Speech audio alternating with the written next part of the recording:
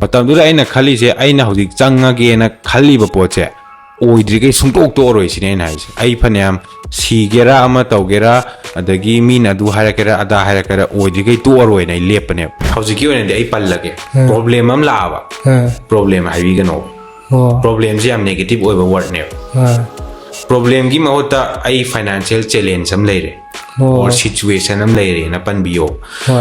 ꯉꯁꯥꯏꯒꯤ ꯄ꯭ꯔꯣꯕ꯭ꯂꯦꯝꯗꯣ ꯑꯩ financial challenge ꯑꯃ ꯂꯩꯔꯦ ꯍꯥꯏ ꯇꯥꯔꯒꯗꯤ ꯈꯤꯇꯪ ꯑꯩꯒꯤ ꯀꯣꯛꯇꯁꯨ ꯑꯩ ꯉꯝꯅꯤ ꯍꯥꯏꯕꯒꯤ ꯄꯣꯠ ꯑꯃ ꯂꯥꯛꯀꯅꯦꯕ ꯋꯥꯔꯗꯇꯨꯅ ꯃꯔꯝ ꯑꯣꯏꯔꯒ ꯁ꯭ꯇ꯭ꯔꯒꯜ ꯍꯥꯔꯗ ꯋꯥꯔꯛ ꯕ꯭ꯔꯣꯒꯤ ꯍꯥꯔꯗ ꯋꯥꯔꯛ ꯃꯌꯥꯝꯁꯦ ꯃꯣꯏꯗꯤ ꯎꯍꯧꯕ ꯅꯠꯇꯦꯕꯀꯣ ꯑꯗꯣ ꯕ꯭ꯔꯣꯒꯤ ꯏꯆꯥꯁꯤꯗ ꯃꯦꯟꯇꯦꯜ ꯀꯣꯆꯤꯡꯁꯦ ꯁꯤꯁꯤ ꯀꯃꯥꯏꯅ ꯐꯣꯔꯦꯛꯁ ꯃꯥꯔꯀꯦꯠꯀꯤ ꯑꯣꯏꯅ ꯍꯧꯖꯤꯛꯁꯦ ꯏꯐ ꯑꯩꯅ ꯍꯩꯖꯔꯒꯗꯤ ꯑꯩꯈꯣꯏ ꯏꯟꯗꯤꯌꯟ ꯔꯨꯄꯤꯁꯇ ꯄꯥꯊꯣꯔꯛꯄ ꯀꯥꯟꯗ ꯀꯔꯣꯔꯗ ꯐꯟꯗꯤꯡ ꯂꯧꯊꯕ ꯌꯥꯏꯑꯕ ꯃꯥꯒꯤ ꯗꯤꯇꯦꯜꯕꯨꯗꯤ ꯌꯥꯝ ꯀꯨꯞꯈ꯭ꯔꯦ ꯑꯗꯣ ꯍꯧꯖꯤꯛꯁꯨ ꯑꯗꯨꯃꯥꯏꯅ ꯐꯟ ꯂꯧꯊꯔꯒꯅꯤ ꯑꯩꯅ ꯇ꯭ꯔꯦꯗ ꯇꯧꯔꯤꯁꯦ ꯃꯍꯦꯁꯅ ꯇꯧꯔꯤꯁꯦ ꯋꯤ ꯑꯣꯜ ꯑꯥꯔ ꯐꯟꯗꯦड ꯇ꯭ꯔꯦꯗꯔꯁ ꯇ꯭ꯔꯦꯗꯤꯡꯁꯦ ꯍꯧꯖꯤꯛꯀꯤ ꯃꯇꯝꯗ ꯃꯤ ꯈꯨꯗꯤꯡꯃꯛꯇ ꯀꯝꯄꯜꯁꯔꯤ ꯑꯣꯏꯅ ꯗꯔꯀꯥꯔ ꯑꯣꯏꯕ꯭ꯔꯥ ꯍꯥꯏꯔꯒꯗꯤ ꯃꯅꯤ ꯃꯦꯅꯦꯖꯃꯦꯟ ꯑꯗꯒꯤ ꯔꯦꯁꯄꯦꯛ ꯁꯤ ꯑꯅꯤꯁꯤ ꯌꯥꯝ ꯏꯝꯄꯣꯔꯇꯦꯟ ꯑꯣꯏꯔꯤꯁꯤ ꯑꯩꯅ ꯈ꯭ꯋꯥꯏꯗꯒꯤ ꯍꯔꯥꯎꯖꯕꯁꯦ ꯃꯤꯒꯤ ꯃꯇꯦꯡ ꯄꯥꯡꯕ Hi guys, ngasigi episode asida yamna nungaiba yamnasu special oiba ainasu yamna respect tawjaba guest ama puduna lakjari ngasigi guest gi story je mayamna khangmasu yaramani adubu magi psychological story je karino kari struggle thengnari haibagi matangda yamna deep oiba conversation amani hope you guys enjoy it and a special conversation with bro Heramani Maibam on Keba podcast. Thank you so much, bro. Bro na invite tawbirapagi sigi podcast sida sigi opportunity pibibagi thank you so much. Ado ay amtang introduce tawjage mayamda. Mayam aigi ming Heramani Maibam ay singzamaidagi ni. Aduga profession oina di ay merchant navy oina lejarami. Hauzik ay merchant navy se already thabak se thadok charakanda full time trader amoina and trade house ki mentor amoina hauzik lejari. Aduga mayamda sumaina kitang knowledge piba hai tare ko. Knowledge share tawba adagi class tawba as a full time trader amoina and ai samaksu YouTuber amani ai gisu channel lei ko aduna a Manipuri guy na leibani adumaina lejari hojiki oinadi. Bro, welcome to Keba podcast. Thank you for inviting me. Invite tawpagi. Bro, hojikse nungaibiribo natraga kamaina hojik matamje kamaina khanbirige. Hojikse Manipur gi oina haragadi irang su leiri ko. So in my personal life oinadi I am just thriving. I thriving dawnaba dum honari aduga aigi life ta any haidi struggle hainai dana mayamna si overcome tawba ngamakpagi stage ama adumai lei aduga just I'm enjoy dum tawr Ado bro struggle di khara dum thengnaramado male bro gi khwaidagi wagiba matang kari da ka oigi adute Hoi, wagi base, wagi ba matam duda budi wagi ko. Aina ado aigi life ta ado maina struggle thengna giba khot ki base wari se yamna sange ba ko. Sange adu thengna ramdragadi hauzik aina leriba fibam jisu leramdaba su yai. So tentakna dum ai hairake. Hoi. Akoigi parents se ai ichina ahumne aduga aina atomba akoi chi aniga aduga ai se kano after class 1 dagina 10 box se Saint Joseph ta tameba ko Saint Joseph tamak pasida adum akoi ma hoi akoi ba hoi su business fajan tawraga jewelry tawe jewelry tawramaga adum nungaiba family ma ya middle class adum nungaiba family ma dumaina hore hora kanda thengnaba horakiba se aina class 5 kaba kanda khoi ma se cancer nare cancer nabadagi adumaina haidi business tawbunina business ta kitang sokchalakpa khochalakpa adumaina adudagi kitang khaurakhiba ko hauraga cancer nare and cancer nara kan sida mu kamain tawge harakanda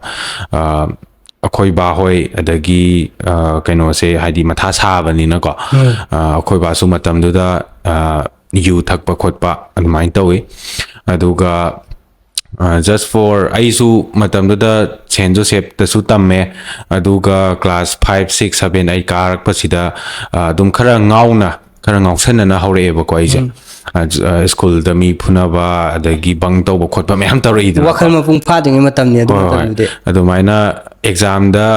even ꯁꯦꯟ Joseph ꯍꯥꯏꯁꯦ ꯈ꯭ꯋꯥꯏꯗꯒꯤ ꯆꯦꯛꯁꯤꯟꯕ school ꯑꯃꯒꯤ ꯃꯅꯨꯡ ꯆꯜꯂꯦꯕꯀꯣ ꯍꯣꯏ ꯁꯤꯒꯤ ꯁ꯭ꯀꯨꯜꯁꯤꯗ ꯑꯦꯛꯖꯥꯝꯗ ꯀꯔꯤ ꯁꯕꯖꯦꯛ ꯊꯣꯛꯀꯦ ꯈꯪꯗꯦꯕ ꯑꯩꯁꯦ ꯑꯗꯨꯃꯥꯏꯅ ꯉꯥꯎꯔꯛꯑꯒ ꯀ꯭ꯂꯥꯁ ꯑꯩ 9, 10 ꯀꯥꯔꯛꯑꯦ ꯑꯗꯨꯒ ꯀ꯭ꯂꯥꯁ 10 ꯀꯥꯕꯒꯤꯁꯤꯗ ꯑꯩꯈꯣꯏ ꯃꯥꯁꯦ ꯃꯇꯝꯗꯨꯗ ꯈꯤꯇꯪ ꯍꯦꯟꯖꯜꯂꯛꯄ ꯍꯥꯏꯇꯥꯔꯦ ꯀ꯭ꯂꯥꯁ 5ꯇꯒꯤ ꯅꯥꯔꯛꯄꯅꯤꯅ ꯑꯗꯨꯃꯥꯏꯅ ꯐꯥꯏꯅꯥꯟꯁꯤꯌꯦꯜꯗ ꯈꯤꯇꯪ ꯏꯁꯨ ꯂꯥꯛꯑꯦ ꯐꯥꯏꯅꯥꯟꯁꯤꯌꯦꯜ ꯄ꯭ꯔꯣꯕ꯭ꯂꯦꯝ ꯍꯥꯏꯖꯔꯒꯦ ꯐꯥꯏꯅꯥꯟꯁꯤꯌꯦꯜ ꯆꯦꯂꯦꯟꯖ ꯂꯥꯛꯑꯦ ꯐꯥꯏꯅꯥꯟꯁꯤꯌꯦꯜ ꯆꯦꯂꯦꯟꯖ ꯂꯥꯛꯑꯀꯥꯟꯗ ꯀ꯭ꯂꯥꯁ 10ꯁꯤꯗ ꯑꯩꯁꯦ ꯀ꯭ꯂꯥꯁ 1ꯗꯒꯤꯅ 10ꯐꯧꯁꯦ ꯁꯦꯟ ꯖꯣꯁꯦꯞ ꯇꯝꯃꯛꯏꯅꯦꯕ ꯑꯗꯣ ꯌꯥꯝ ꯁꯤꯒꯤ ꯃꯦꯟ ꯑꯣꯏꯕ ꯔꯤꯖꯟꯗꯤ ꯀꯩꯅꯣ ꯑꯩ ꯀ꯭ꯂꯥꯁ 10 ꯊꯥꯅꯕ ꯅꯠꯇ꯭ꯔꯣ ꯖꯣꯁꯦꯞꯇ ꯍꯣꯏ ꯁꯣ ꯑꯩꯁꯦ ꯀ꯭ꯂꯥꯁ 10 ꯊꯥꯔꯝꯗꯥꯏꯗ ꯁ꯭ꯀꯨꯜꯗꯒꯤ ꯑꯃꯨꯛ ꯇꯥꯟꯊꯣꯔꯛꯑꯦꯕ ꯍꯥꯏꯗꯤ ꯉꯥꯎꯁꯟꯅꯕꯒꯤ ꯄ꯭ꯂꯁ ꯐꯦꯜ ꯑꯣꯏꯕꯒꯤ ꯀ꯭ꯂꯥꯁ 10 ꯊꯥꯗꯧꯕ ꯍꯥꯏꯗꯤ ꯃꯦꯇ꯭ꯔꯤꯛ ꯊꯥꯗꯧꯕ ꯊꯥ 2, 3 ꯋꯥꯠꯂꯤꯉꯩꯁꯤꯗ ꯑꯃꯨꯛ ꯇꯥꯟꯊꯣꯔꯛꯑꯦ ꯇꯥꯟꯊꯣꯔꯛꯑꯒ ꯃꯇꯝꯗꯨꯗ ꯑꯩꯈꯣꯏ ꯃꯥ ꯐꯖꯅ ꯍꯦꯟꯖꯜꯂꯦꯀꯣ ꯃꯔꯛꯀꯤ ꯋꯥꯔꯤ ꯃꯌꯥꯝ ꯁꯝꯖꯟꯈ꯭ꯔꯒꯦ ꯑꯩꯈꯣꯏ ꯃꯥ ꯐꯖꯅ ꯍꯦꯟꯖꯜꯂꯦ ꯍꯥꯏꯗꯤ ꯐꯃꯨꯡꯗ ꯑꯗꯨꯝ ꯂꯩꯔꯦꯕ ꯑꯗꯨꯒ ꯑꯩꯁꯦ ꯉꯥꯎꯁꯟꯅꯕ ꯌꯥꯝ ꯉꯥꯎꯁꯟꯅꯔꯨꯔꯦ ꯂꯩꯀꯥꯏꯒꯤ ꯃꯤꯁꯤꯡꯅ ꯍꯥꯏꯗꯤ ꯃꯇꯝꯗꯨꯗ ꯑꯩ ꯒꯨꯂꯤ ꯆꯥꯏ ꯑꯃ ꯇꯧꯏ ꯅꯤꯁꯥ ꯁꯤꯖꯤꯟꯅꯩꯅ ꯑꯗꯨꯝ ꯍꯥꯏꯅꯩ ꯑꯩ ꯈꯪꯉꯤꯀꯣ ꯑꯗꯨꯒ ꯕꯠ ꯑꯩꯅ ꯃꯇꯝꯗꯨꯗ ꯁꯤꯖꯤꯟꯅꯗ꯭ꯔꯒꯁꯨ ꯑꯗꯨꯝ ꯑꯩꯅ ꯍꯥꯏꯕꯗ ꯀꯅꯥꯝ ꯊꯥꯖꯔꯔꯣꯏꯕꯀꯣ ꯉꯥꯡꯅꯕꯅ ꯍꯣꯏ ꯍꯦꯟꯕꯗꯣ ꯉꯥꯡꯅꯕꯅ ꯍꯦꯜꯂꯦꯕ ꯑꯗꯣ ꯀ꯭ꯂꯥꯁ 10ꯗꯣ ꯆꯍꯤ ꯃꯥꯡꯕꯗꯤ ꯌꯥꯗꯕꯅꯤ나 ꯍꯧꯖꯤꯛ ꯍꯥꯏꯔꯨꯔꯒꯗꯤ ꯑꯥꯏ ꯑꯦꯝ ꯔꯤꯌꯦꯂꯤ ꯒ꯭ꯔꯦꯠꯐꯨꯜ ꯐꯣꯔ ꯗꯦꯠ ꯑꯩꯈꯣꯏ ꯕꯥꯍꯣꯏꯅ ꯆꯦꯜꯂꯒ ꯁ꯭ꯀꯨꯜ ꯑꯃꯗ ꯈꯨꯗꯛꯇ 10 ꯊꯥꯅꯕ ꯁꯤꯟꯕꯤꯔꯤꯉꯩ ꯃꯔꯛꯁꯤꯗ ꯑꯩꯈꯣꯏ ꯃꯥꯁꯤ ꯅꯥꯕ ꯐꯖꯅ ꯍꯦꯟꯖꯜꯂꯛꯑꯦꯕ ꯐꯖꯅ ꯍꯦꯟꯖꯜꯂꯒ ꯑꯩꯈꯣꯏ ꯆꯦ ꯑꯅꯤꯁꯤꯅ ꯑꯃꯨꯛ ꯃꯇꯝꯁꯤꯗ ꯃꯄꯥꯟꯂꯣꯝꯗ ꯂꯩꯈ꯭ꯔꯦꯕ ꯑꯩ ꯏꯇꯣꯝꯗ ꯉꯥꯏꯍꯧꯔꯕ ꯑꯗꯨꯅ ꯑꯩꯈꯣꯏ ꯃꯥꯒꯤ ꯁꯦꯕꯥꯁꯤ ꯑꯩꯅ ꯇꯧꯋꯦ ꯑꯍꯤꯡ ꯇꯨꯝꯗꯕꯤꯗ ꯑꯍꯤꯡ ꯇꯨꯝꯗꯦ ꯊꯥ 7, 9ꯁꯦ ꯑꯍꯤꯡ ꯇꯨꯝꯗꯕꯤꯗ ꯀ꯭ꯂꯥꯁ 10ꯒꯤ ꯂꯥꯏꯔꯤꯛꯁꯨ ꯄꯥꯕ ꯁꯦꯕꯥꯁꯨ ꯇꯧꯕ ꯃꯇꯝꯁꯤꯗ ꯑꯃꯨꯛ ꯑꯩꯈꯣꯏ ꯕꯥꯁꯤ ꯃꯊꯥ ꯁꯥꯕꯒꯤ ꯅꯣꯡꯉꯥꯟꯕꯗꯩ ꯅꯨꯃꯤꯠ ꯇꯥꯕꯧ ꯌꯨꯃꯨꯛ ꯊꯥꯒꯠꯂꯛꯄꯅꯦꯕ ꯁꯣ ꯑꯗꯨꯃꯥꯏꯅ ꯄ꯭ꯔꯦꯁꯔ ꯒꯦꯝ ꯍꯥꯏꯗꯤ ꯀꯣꯛꯇ ꯌꯥꯝꯅ ꯄ꯭ꯔꯦꯁꯔ ꯂꯩꯕ ꯀ꯭ꯂꯥꯁ 10ꯗꯪ ꯀꯥꯗ ꯉꯥꯏꯔꯤꯕꯅꯤꯗꯅꯀꯣ ꯍꯣꯏ ꯋꯥꯈꯜꯁꯨ ꯃꯄꯨꯡ ꯍꯣꯏ ꯐꯥꯗꯕ ꯃꯇꯝꯅꯤ ꯑꯗꯨꯃꯥꯏꯅ ꯌꯥꯝ ꯉꯥꯎꯔꯨꯔꯒ ꯑꯩꯒꯤ ꯁ꯭ꯇꯦꯖꯇꯣ ꯕꯛ ꯂꯥꯎ ꯇꯥꯈꯤꯕ ꯑꯣꯏꯕ ꯑꯗꯨꯃꯥꯏꯅ ꯇꯧꯔꯒ ꯑꯩꯒꯤ ꯀ꯭ꯂꯥꯁ 10 ꯑꯦꯛꯖꯥꯝ ꯃꯦꯇ꯭ꯔꯤꯛꯁꯦ ꯊꯥꯔꯦ ꯁ꯭ꯀꯨꯜ ꯑꯃꯗ ꯑꯗꯨꯒ ꯀ꯭ꯂꯥꯁ 10 ꯍꯦꯛ ꯃꯦꯇ꯭ꯔꯤꯛ ꯍꯥꯏꯗꯣꯛꯄ ꯅꯨꯃꯤꯠꯁꯦ ꯁꯤꯗ ꯑꯩꯈꯣꯏ ꯃꯥ ꯂꯩꯇ꯭ꯔꯦ ꯑꯩꯈꯣꯏ ꯃꯥ ꯂꯩꯇ꯭ꯔꯦ ꯑꯗꯨꯗꯒꯤ ꯑꯩꯁꯦ ꯌꯥꯝ ꯉꯥꯎꯁꯟꯅꯔꯝꯕꯁꯦ ꯈꯤꯇꯪ ꯍꯜꯂꯦꯀꯣ ꯑꯗꯨꯅ ꯃꯔꯝ ꯑꯣꯏꯔꯒ ꯈꯤꯇꯪ ꯍꯜꯂꯦ ꯑꯗꯨꯗꯒꯤ ꯑꯩꯁꯦ ꯀ꯭ꯂꯥꯁ 11ꯒ 12ꯀꯅ HRD ꯑꯦꯀꯥꯗꯃꯤꯗ ꯇꯝꯖꯔꯛꯑꯦ ꯘꯔꯤꯒꯤꯗꯣ HRDꯗ HRDꯗ ꯇꯝꯃꯛꯄꯗꯒꯤ ꯌꯥꯝ खितंग समझलगा हाइजगे क्लास 11 12 आई फजना दुम खितंग लाइक तमाई खरा ओंझले होय हानागा हायरदी याम हल्लेबको 11 12 ता 11 दे दुम युमदगी होनरे 12 तदी आई हॉस्टल द लई HRD एकेडमी की हॉस्टल तोंगाना बॉयज की लेबा अदुदा लई अउदा आइसे दुम लाइक ते खितंग थवाई लुपसलगा अदुमाइना उचिना चिन क्लास 12 से लोइरे सी लोरपदगी अमुक कमाइन तौगे हायरकांदा अखोय चे अनि 12 लोरगा मोय आदा कॉलेज तमुबा खोलुबा लोय लोइरेको आइगी 12 लोरपगी टाइमिंग से लाएब सी लापा कांसिदा आइसे अंगांग ओरिङैदगी एक्टिव सर्विस याम पाamba आर्मी गुम्बा नेवी गुम्बा से याम पामेब अदा तंजा चानाबमना अखोय मतमदुदा अखोय चे अहनजे लुहोंगद्री अदुगा अखोय चे अहनगा खंगनाबा मागी बॉयफ्रेंड से मर्चेंट नेवी ओइबा मर्चेंट नेवी ओइबा कक्सिंगदगिनेको हजिपुदी लुहोंगे मतमदुदा लुहोंगद्रीबको अदो मागी गाइड लौरगा आइसे मर्चेंट नेवी चंगगेना लेपे लेपा कांसिदा एग्जाम थाबा खोटपा खरा तौरे अदुगा मर्चेंट नेवी की से पैसा चंगेबा तंबदको चंगबनिना अदु तंब चंगनबा पैसा से फाइनेंशियल इशू दो हाना दे सुम लेराबनिना अदुदसु अमु हेन हेंजलिनिको अदुना फाइनेंशियल इशू लेबदगी चंगदबदी यादमनिना अदुमाना मिंगोंदगी पैसा खरा लौबा खोटपा अदुमाइन तौरगा इसे उचिना चिन तम्मे तमाकांसिदा लोइरे पास तौरे then merchant navy haisiga indian navy ga manadeबको indian navy di government neba merchant navy di private neba aduna aise hek loiraga thabak taunaba honare thabak taunaba honaba sida mu thabak changmasi yam wai ba merchant navy gi se wabanina kai kai no aina ai mumbai da lei ra kan sida mumbai gi pura yamna outskirt haitare direct Mumbai nattaba samna harakanda Delhi harakana Gurgaon kain leidana khara chathoga adumaina Mumbai gi New Mumbai na leiba ko somda Belapur Panvel kain lei adomda akhoi aina tamaiba college tu su adu khara chathoga leiba adwai de room ama lauraga akhoi masen Manipur dagi Merchant Navy oiba moi mayam su lei akhoi bai ho chu leiminaba auda tawga ise thabak thiba hore Thabak thiba hawase aina Mumbai da local train lupa 10 pi ticket se sina loi chat pa yadoine go local train tongaga koi thiba company changdaba leite adagi aina pau phawna daba phone tawdaba mail thadaba company leitreba ado haijabai wani ai experience ti leitridna experience leitabanina ai se khanbiu yadreba uchin ado thabak ti tawdaba yadabnina tamjalugum su taw adumain tawga ahan bagi se paisa piraga ai thabak changeba ai lupa lakh khara piraga Merchant Navy gi Merchant Navy se mayamna ubada yamna kainomda ubirangane ko but reality da yam khenai ai lupa lakh khara piraga thabak change ahan bagi se aduga ai ahan ba tolop se lupa lising 33 sai Indian rupees ta lupa lising 33 sai ahan bai tolop se dollar da $250 mu phangeba yana hana changba ai fresher oina trainee oina changba gi so kya do din ahan ba changba se 2000 kuidri 2017 saida kuidri 2017 saida aduga changure thabak tawre ko thabak tawrakan sida mu adum kanda ai akoi family gi date leiba khotba loi haurabaneba adu haurakan sida tha ani ahum sujalak paisida aise medical fit amu oiraktre ai je hana gym sanarambagi khwang kitang nuai taba khotaba khara taweba ko auda adugi matam du da amuk aingonda emergency ma thokpa khoi gi ship sida emergency thokpadagi aina kaino nitrogen gas anam leiba nitrogen je aina thangu bai tare adu thangu da amuk hene henjan graga ije tha ani ahum pharak pai sida amuk company na tan thore dana so adoi tardi aigi adusu paisa piraga changma thabak ni ko upai leitana adusu tan thore plus aigi experience su count tawbidre khwai maroina haidi chahi ma chatkadabdo tha ani humda thola amnina experience su count tawdre haidi pura fresher ga mung manana tholeba audagi aise paisa so mu amuka change haijo dumaine paisa amu piraga company muk thiraga makokte hauram changduine adugi headache to aina thibadu budi araibane but paisa gi issue do leibani aina yumda pressure pinning dabagi Delhi da chatlaga aise matam khara aina hojik tamuriba aigi education sigi matung ina matam da ai hojik aina leijariba sigi knowledge pura zero kem leitri ko so aina tamjaruriba aina khangjaruriba adugi matung ina thabak kai kai tawba yage paisa khara thokpa yaba thige na isi Delhi change Delhi changa kanda thiba yaba thire adubu Merchant Navy ga chanaba thabak si rei leiteba haidi aina mechanical aduda or the company imda yawba khotba oiba yaba but Merchant Navy gi jahaz thawbudu di swaida amta leite dana aduga chanaba thabak se aduna kana Delhi yawrakan jida aiji kothi thirambadagi aina sum yengba kanda akhoi gi hojiki mayamna tawnariba cabin crew akoina air hostess ka haidana ko sigi cabin crew se nupa su changba yai se ai khangeba si khangmadagi aina sidi adum lupa sing nipu yang kai su dum phangba yaba thabak ni adum ma aina hana tawm si adum hairap manaba ai qualification ji su adum yani moi ka su yam changde 12 pass tawr di yai ba ko adumain tawraga aduda so muk ai se thiba horame and adugi sina kona loin align tawrokaduni ko adugi cabin crew changbagi di wangang ba hite ade ai present taw ba hite ade suit set pa adagi sam hat pa khot pa leidana yamna presentable oide yade ba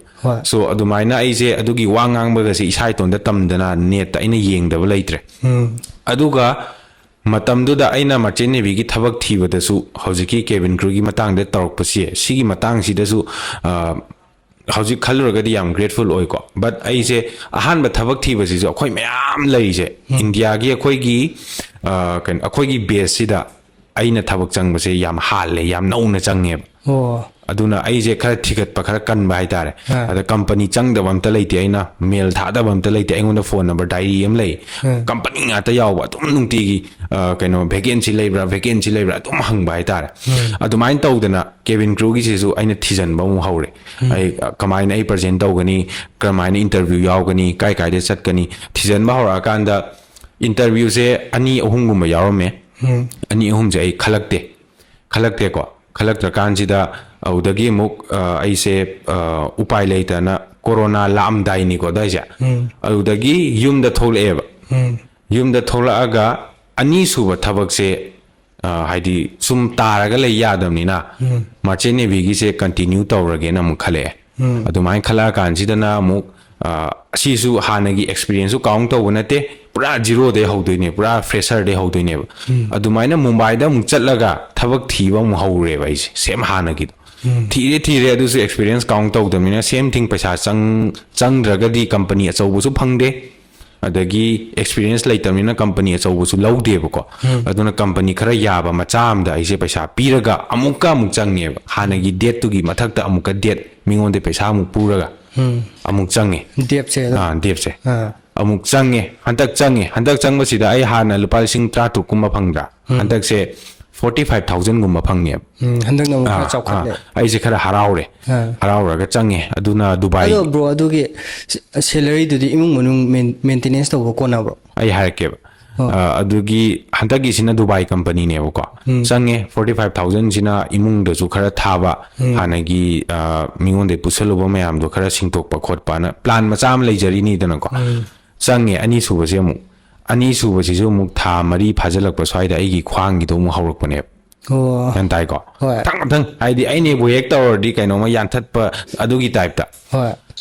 adu mu hawre dana adu hawra ga adu so mu ai yum da mu thole company na yada bagi medical fit oida yade bako ado pura ai je wakan je pujai chaire adu bu aina adugi thola amdai sida aigi imana bam ga iga pau phaunei ada sum aina yumda tawya ba thaba kai kai legem tang thibiramo ai upai leitre thola ni ai medical fit to hantak su yadre en tawraga to mana sumaina ai trading tamge na khalli adumana khara haiba matam ai di kem khangpon de ko adumain tawde hoi phare ai su thola ga tawrage kan bukana ni hairadi na thola kanda imana ba se wangkhai dagi ni duga mana aingon dagi khara hana tamle me trading je oza amada ai maming di palaroge aduga aina khali se trading tamadi paisa thoni aduga leidana trader mayam na unari se sumaina paisa ekta mayam ai ju adumaina urureba matam duda uraga thole aduda mi gi paisa singba loidribani ko mayam leiriba audagi muk adumaina ai se trading se indian market stock market ta han tore adumaina khar tamba hore tamba da paisa khara mayam sangre da paisa hena mangi ai se tong badi lai na hena mange bako manga kanjida adu bokta adum khara tamdana khotana adumain tawde corona laksale corona laksalaga kamain tawge adum ai tamba khotpa haidi kor yumda adum laibani na stock market ki paisa mangje taraga su kamai na adum practice ti dum tawri corona manung ne hena tong hoi corona manung sida mu haidi thabuk ju chatpa yadramni na aduna sida adum yengage gaina adum yumda practice tawre bako paisa su dum mangi aduga tamba se aina tamuri ba posi kan kanadre adudagi mu aina sum khalakpa kanda corona pharaga ise thabak chat taragadi sigi chu hayengwai kuina tamagadi dum oini di khangba ai gi kok tam di le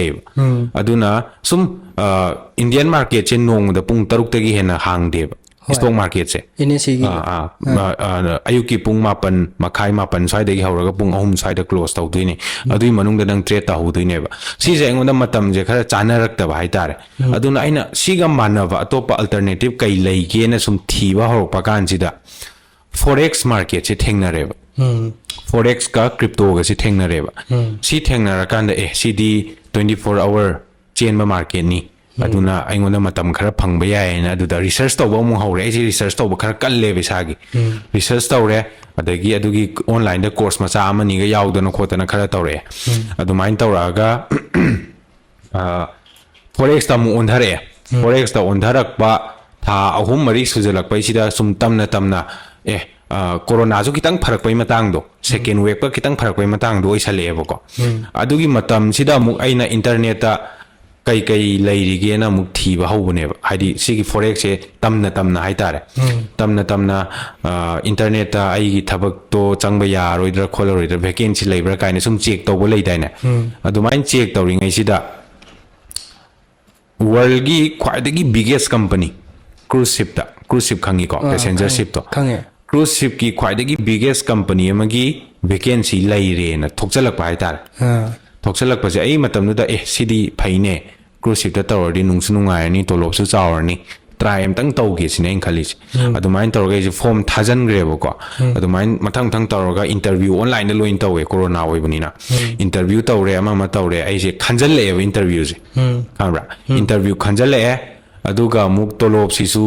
ꯂꯨꯄꯥ 1.5 ꯐꯪꯉꯦꯕ ꯐꯪꯒꯅꯤ ꯆꯠꯇ꯭ꯔꯤꯀꯣ ꯂꯨꯄꯥ 1.5 ꯇꯣꯂꯣꯞꯁꯦ ꯐꯪꯒꯅꯤ ꯄꯥꯎ ꯑꯩꯅ ꯃꯦꯜꯗ ꯄꯥꯏꯌꯦꯕꯀꯣ ꯑꯩꯒꯤ ꯇꯣꯂꯣꯞ ꯀꯌꯥ ꯐꯪꯗꯣꯏꯅꯣꯁꯦ ꯂꯨꯄꯥ 1.5 ꯇꯣꯂꯣꯞ ꯐꯪꯒꯅꯤ ꯄꯥꯎ ꯇꯥꯕ ꯍꯥꯏꯗꯤ ꯎꯕꯁꯤꯗ ꯑꯩꯁꯦ ꯄꯨꯛꯅꯤꯡ ꯅꯨꯡꯁꯤꯕꯗꯣ ꯍꯥꯏꯗꯤ ꯅꯍꯥꯟꯒꯩ ꯍꯣꯠꯅꯔꯛꯏꯁꯦ ꯈꯤꯇꯪꯗꯤ ꯉꯝꯃꯅꯤ ꯍꯥꯟꯅꯒꯤ ꯑꯩꯈꯣꯏ ꯐꯦꯃꯤꯂꯤꯒꯤ ꯗꯦꯠ ꯂꯩꯕ ꯑꯗꯨ ꯂꯩꯔꯨꯕ ꯃꯌꯥꯝꯗꯨꯁꯨ ꯈꯤꯇꯪ ꯑꯩꯅ ꯍꯦꯜꯞ ꯇꯧꯔꯅꯤꯅ ꯃꯇꯝꯗꯨꯗ ꯇꯦꯛ ꯇꯧꯔꯒ ꯈꯔ ꯂꯣꯏꯅ ꯁꯤꯡꯕꯕꯨꯗꯤ ꯍꯧꯔꯄꯣꯠꯅꯤꯗ ꯑꯗꯨꯒ ꯐꯥꯏꯅꯦꯂꯤ ꯁꯤꯒꯤ ꯐꯣꯔꯦꯛꯁꯦ ꯇꯝꯅ ꯑꯗꯨꯝ ꯃꯇꯝꯗꯨꯗ ꯑꯩ ꯇ꯭ꯔꯦꯗꯤꯡꯗꯒꯤ ꯄꯩꯁꯥ ꯇꯥꯟꯗ꯭ꯔꯤ ꯍꯣꯏ ꯃꯔꯛꯇ ꯇꯥꯟꯕ ꯌꯥꯎꯏ ꯃꯥꯡꯕꯅ ꯍꯦꯜꯂꯦꯕꯀꯣ ꯑꯗꯨꯃꯥꯏꯅ ꯈꯔ ꯇꯝꯃꯝꯃꯒ ꯆꯍꯤ 1.5 ꯑꯗꯨꯃꯥꯏꯅ ꯈꯔ ꯇꯝꯃꯝꯃꯒ ꯑꯩꯁꯦ ꯑꯃꯨꯛ ꯍꯧꯖꯤꯛꯀꯤ ꯊꯕꯛꯁꯤꯅ ꯃꯔꯝ ꯑꯣꯏꯔꯒ ꯍꯥꯏꯕꯗꯤ ꯈꯨꯗꯛꯇ ꯄꯩꯁꯥ ꯊꯣꯛꯇꯕ ꯌꯥꯔꯛꯇꯕꯒꯤ ꯍꯥꯏꯇꯥꯔꯦ ꯑꯗꯨꯃꯥꯏꯅ ꯇꯧꯔꯒ ꯑꯩꯁꯦ ꯆꯪꯉꯦ ꯆꯪꯕꯁꯤꯗ ꯋꯥꯔꯤ ꯃꯆꯥ ꯑꯃ ꯍꯥꯏꯔꯝꯒꯦ ꯁꯤꯒꯤ ꯃꯦꯗꯤꯀꯦꯜ ꯇꯧꯕꯁꯦ ꯗꯦꯜꯂꯤꯗ ꯃꯦꯗꯤꯀꯦꯜ ꯇꯦꯁ ꯇꯧꯋꯦꯕ ꯗꯦꯜꯂꯤꯗ ꯃꯦꯗꯤꯀꯦꯜ ꯇꯦꯁ ꯇꯧꯕꯒꯤ ꯇꯤꯀꯦꯠ ꯀꯛꯅꯕ ꯄꯩꯁꯥꯁꯦ ꯂꯩꯇ꯭ꯔꯕ ꯑꯗ ꯑꯩꯈꯣꯏ ꯕꯥꯒꯤ ꯈꯨꯗꯣꯞ ꯑꯃꯁꯤ ꯑꯗꯨ ꯀꯥꯏꯊꯣꯛꯑꯒ ꯇꯤꯀꯦꯠ ꯀꯛꯑꯦ ꯃꯦꯗꯤꯀꯦꯜ ꯇꯦꯁ ꯇꯧꯔꯨꯔꯦꯕꯀꯣ ꯊꯣꯛꯂꯛꯅꯕ ꯄꯩꯁꯥꯁꯦ ꯑꯃꯨꯛ ꯂꯩꯇ꯭ꯔꯦꯕ ꯏꯃꯥꯟꯅꯕꯗꯩ ꯄꯨꯔꯒ ꯊꯣꯛꯂꯛꯑꯦ ꯎꯆꯤꯟ ꯅꯥꯆꯤꯟꯀꯣ ꯍꯥꯏꯗꯤ ꯑꯩ ꯇꯣꯂꯣꯞ ꯐꯪꯗꯣꯔꯦ ꯍꯥꯏꯕ ꯄꯣꯠ ꯑꯃ ꯈꯪꯕꯅꯤꯅ ꯑꯗꯨꯃꯥꯏꯅ ꯇꯧꯔꯒ ꯊꯣꯛꯂꯛꯑꯦ ꯑꯗꯨꯒ ꯆꯪꯉꯦ ꯑꯩ ꯇꯣꯂꯣꯞ ꯂꯨꯄꯥ 1.5 ꯆꯥꯔꯦ ꯑꯩꯁꯦ ꯌꯥꯝ ꯅꯨꯡꯉꯥꯏꯕ ꯁ꯭ꯇꯦꯖ ꯑꯃꯗ ꯌꯧꯔꯦꯕ ꯈꯤꯇꯪ ꯑꯞꯒ꯭ꯔꯦꯗ ꯂꯩꯕ ꯁ꯭ꯇꯦꯖ ꯑꯃꯗ ꯌꯧꯔꯦꯕ ꯑꯗꯨꯃꯥꯏꯅ ꯌꯧꯔꯀꯥꯟꯁꯤꯗ ꯑꯩ ꯐꯣꯔꯦꯛꯁꯇꯤ ꯑꯗꯨꯝ ꯑꯩ ꯀꯣꯛꯁꯤꯗ ꯂꯩꯔꯤꯀꯣ ꯑꯩ ꯑꯣꯚꯔꯑꯣꯜ ꯑꯣꯏꯅ ꯍꯌꯦꯡꯋꯥꯏ ꯑꯩ ꯐꯣꯔꯦꯛꯁꯦ ꯑꯗꯨꯝ ꯇꯝꯒꯅꯤ ꯍꯥꯏꯕ ꯄꯣꯠꯇꯨꯃꯗꯤ ꯑꯩ ꯍꯣꯏ ꯉꯝꯃꯀꯥꯟꯗ ꯇꯧꯒꯦ ꯃꯌꯥꯝꯒꯤ ꯃꯤꯉꯣꯟꯗꯩ ꯂꯧꯁꯜꯂꯨꯕ ꯃꯌꯥꯝꯁꯦ ꯈꯔ ꯉꯝꯖꯔꯀꯥꯟꯗ ꯇꯦꯛ ꯑꯩ ꯁꯨꯇꯤ ꯊꯣꯛꯄꯗ ꯇꯝꯃꯒ ꯈꯣꯠꯂꯒ ꯑꯗꯨꯒꯤ ꯀꯣꯛꯇꯤ ꯑꯗꯨꯝ ꯂꯩꯕ ꯑꯗꯨꯃꯥꯏꯅ ꯂꯩꯔꯀꯥꯟꯁꯤꯗ ꯍꯥꯟꯅꯒꯤ ꯗꯦꯠꯁꯦ ꯈꯤꯇꯪ ꯁꯨꯝ ꯀꯣꯝꯊꯣꯛꯄ ꯍꯧꯔꯛꯑꯦ ꯊꯥ 3 ꯇꯣꯂꯣꯞꯁꯤꯅ ꯁꯨꯝ ꯁꯤꯡꯇꯣꯛꯈ꯭ꯔꯒ ꯍꯥꯏꯇꯥꯔꯦ ꯑꯩꯅ ꯐꯪꯉꯛꯏꯕ ꯇꯣꯂꯣꯞꯁꯤꯗꯩ ꯑꯩ ꯂꯨꯄꯥ ꯑꯃ ꯆꯥꯊꯣꯛꯇꯦꯕ ꯁꯤꯡꯒꯜ ꯂꯨꯄꯥ ꯑꯃ ꯆꯥꯊꯣꯛꯇꯕꯤꯗꯅ ꯑꯩꯅ ꯃꯤꯒꯤ ꯄꯩꯁꯥ ꯁꯤꯡꯉꯤꯁꯦ ꯌꯥꯝ ꯋꯥꯅ ꯍꯣꯠꯅꯔꯛꯄꯗꯣ ꯑꯗꯨꯒ ꯊꯥ 4-5 ꯁꯨꯖꯜꯂꯛꯄꯩꯁꯤꯗ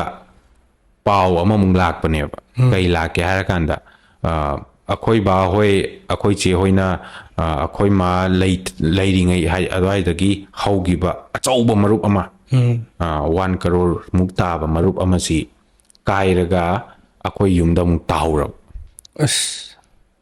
ꯀꯃꯥꯏꯅ ꯇꯧꯔꯦ ꯍꯥꯟꯅꯒꯤꯗꯣ ꯏꯁꯇ꯭ꯔꯒꯜ ꯃꯌꯥꯝ ꯊꯦꯡꯅꯔꯛꯑꯦ ꯑꯗꯨ ꯈꯤꯇꯪ ꯉꯝꯃꯦ ꯈꯜꯂ ꯀꯥꯟꯗ ꯑꯗꯨ ꯑꯃꯨꯛ ꯂꯥꯛꯁꯜꯂꯛꯑꯦꯅ ꯑꯗꯨꯗꯩ ꯑꯩꯁꯦ ꯄꯨꯔꯥ ꯊꯕꯛ ꯇꯧꯐꯝ ꯈꯪꯗ꯭ꯔꯦ ꯏꯁꯤꯡ ꯃꯌꯥꯏꯗꯅꯤꯀꯣ ꯂꯩꯔꯤꯁꯦ ꯁꯤꯞ ꯖꯍꯥꯖꯁꯦ ꯀꯟꯅ ꯊꯧꯔꯤꯕ ꯑꯩꯅ ꯈꯜꯂꯤꯁꯦ ꯑꯩ ꯀꯩ ꯇꯧꯗꯣꯏꯅꯣ ꯍꯥꯏꯕ ꯄꯣꯠꯁꯦ ꯋꯥꯈꯜ ꯈꯟꯕ ꯍꯧꯔꯛꯑꯦꯕ ꯑꯦꯟ ꯁꯤꯒꯤꯁꯤꯗ ꯑꯣꯡꯂꯤ ꯃꯌꯥꯝꯁꯦ ꯅꯨꯡꯇꯤꯒꯤ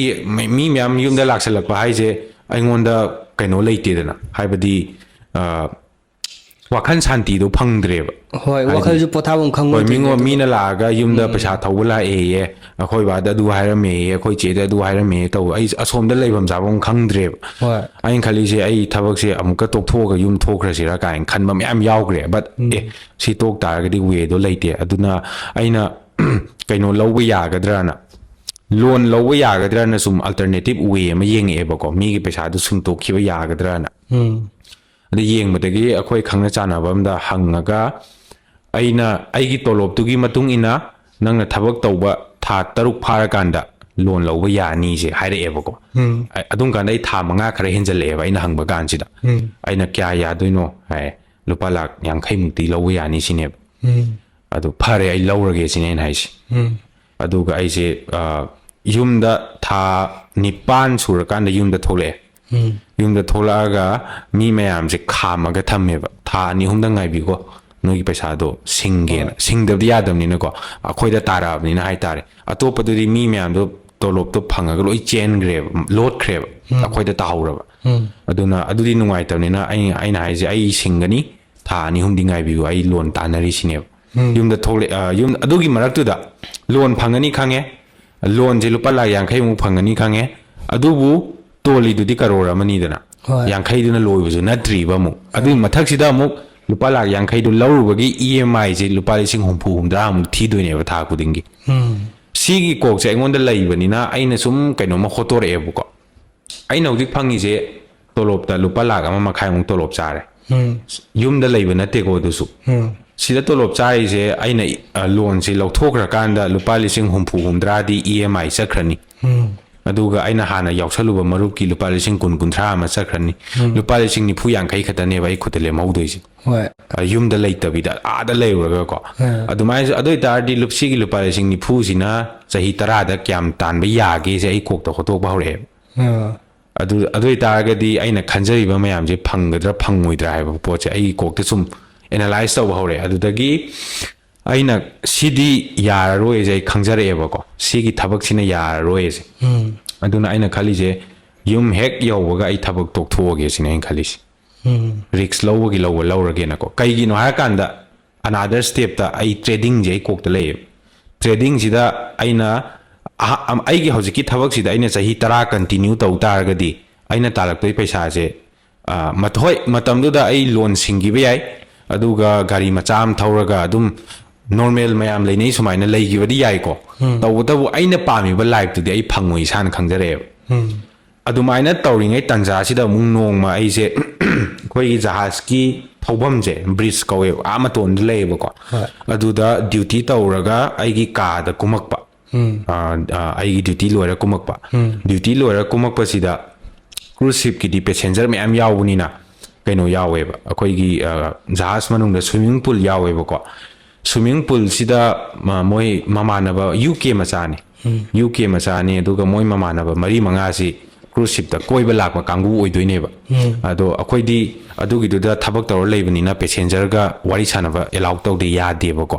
aduna hangubadi yaba nataba ado swimming pool aina phawraga lakpa sida swimming pool manak sida laptop amga tawraga trading taw lerambane trading taw ai je adu uba kanda kaino mayam hangning no into je kaino kamain taw na haidi ai jo hana adu taw lai ni adu da result u de na sigi thabak se tawraga lai ni aina sida lai sina struggle taw lakpa moina enjoy taw lakpa adugi potu masu adugi manung sida mu uren audagi amung hena I boost taw grab boost tawdagi aina khali se matamdu da adugi mamang aina jahaz satringe da mahesh se masu trading tawi forex tawi je aina hana khara khangnagraba mi mo oiba yam hawjigi sumaina close ti oidriba mahesh se adumain tawraga magi context aina khudak ta room hek yowaga dress hongtok tawi da aigi uniform hongtok tawi da mahesh ki number je thibane mahesh ki number se thira kanda number yaurumdre adubu china chin telegram da thaina group yauminagibagi magi number je lerame aina hi mahesh nungaibra ai Heramani ne na amuk akhoi class am yauminagiba haitare ade yaugiba Heramani duni nungaiba kholibra na hangi man nungairi kamain tor ma sumaina trade house ki do sumaina phajana coaching tawge na khalli adugi haujan gen tawri sine ma hareisi aina kai lege ma Bangalore da lei ado Manipur tholakadra hangi ada ma ai Manipur da lei sine ma haise adui tardi ai ju thola ni amtang thengna ji ai ju forex se mai phajana onjal lage sine na haise aduga ai hek tholokpa numit ki nongan bedana ma je Bangalore amuk changi doine boko adumain tawraga ai se yum thole yum hek tholokpaga yum changdringai da airport gi yum changdringai da ai mahesh una basale Mahabli gi restaurant am leibudo momo chaba mathaka leibudo asam mathaki da ho turimpan gi adugi da chalaga unare aduga smain tawbo khotba ma khara tanare tanara kanjida mu aduna aiga mahesh ga thengna gi bai matema ko adudai mu leire le kanda ai hek tholak bagi nongan bada aina akhoi gi company da mail thare ai thabak dei resign tawragen mail thare ko hek thorak baga ado sigi sida aina thengna doise kaino ai trading sida gi paisa tan ba mi ma oirabra oidri quite first point ko second na mu loan do lautubagi EMI lising humpu humdra si thi da so mu yaroi doineba adagi mu mayam gi paisa do khara singtokraga khara su watpagi pressure mu leiri so sigi risk ki mathak ta risk se amung laroga thabak amung tokhoge sine en khali se risk lawai lawa ai se adu chalaga di aina pami poto ai oi haidi ai wakhan santi phangaroi khange tokhoga adu ge numit tu dagi ai gi leijaba marup macha am phangi ko matam du da aduna laptop ama khudak ta leire leiraga trading da pura hana khar khar toromodo adugi hek numit dagi full time onjan ba adu matang bro kanam ta bro na hojiki mayam ji pulap tok thoga trading na changage khal ko matang je sida kari na isa da aigi vision je sida inspire tor ke ba haidi okay in sigi sida reason ani khak lei matam nu dadi khangde ko hojik khanga kanda e chi oi bai ni khanga ine ba adubu ai reason ani khak haijarake ba akoi Pitribi da lei ba mayam je adum khona dabra haragadi loi khonai khonai ko adubu thoidok hindok na nungai na leiba leitab je kai da lake haraganda aina khona doise kai gino why do aigi why is strong oibra oidabra du da lae ba haibadi aingonda heart tawriba poche strong oibra oidabra sida lae aduna matam du da aigi why je aigi what hurts you ko why is yam strong oigi kaigino harakanda si tawdragadi haidi aina loan lauri dusu akoi yumdo bank ta bandhan thamaga lauri ni yantai ko adu singdragadi yum zong paigrani and then at the same time aidi isagi oina mina wanga aigi thakta wangang se kya haina jadebo ko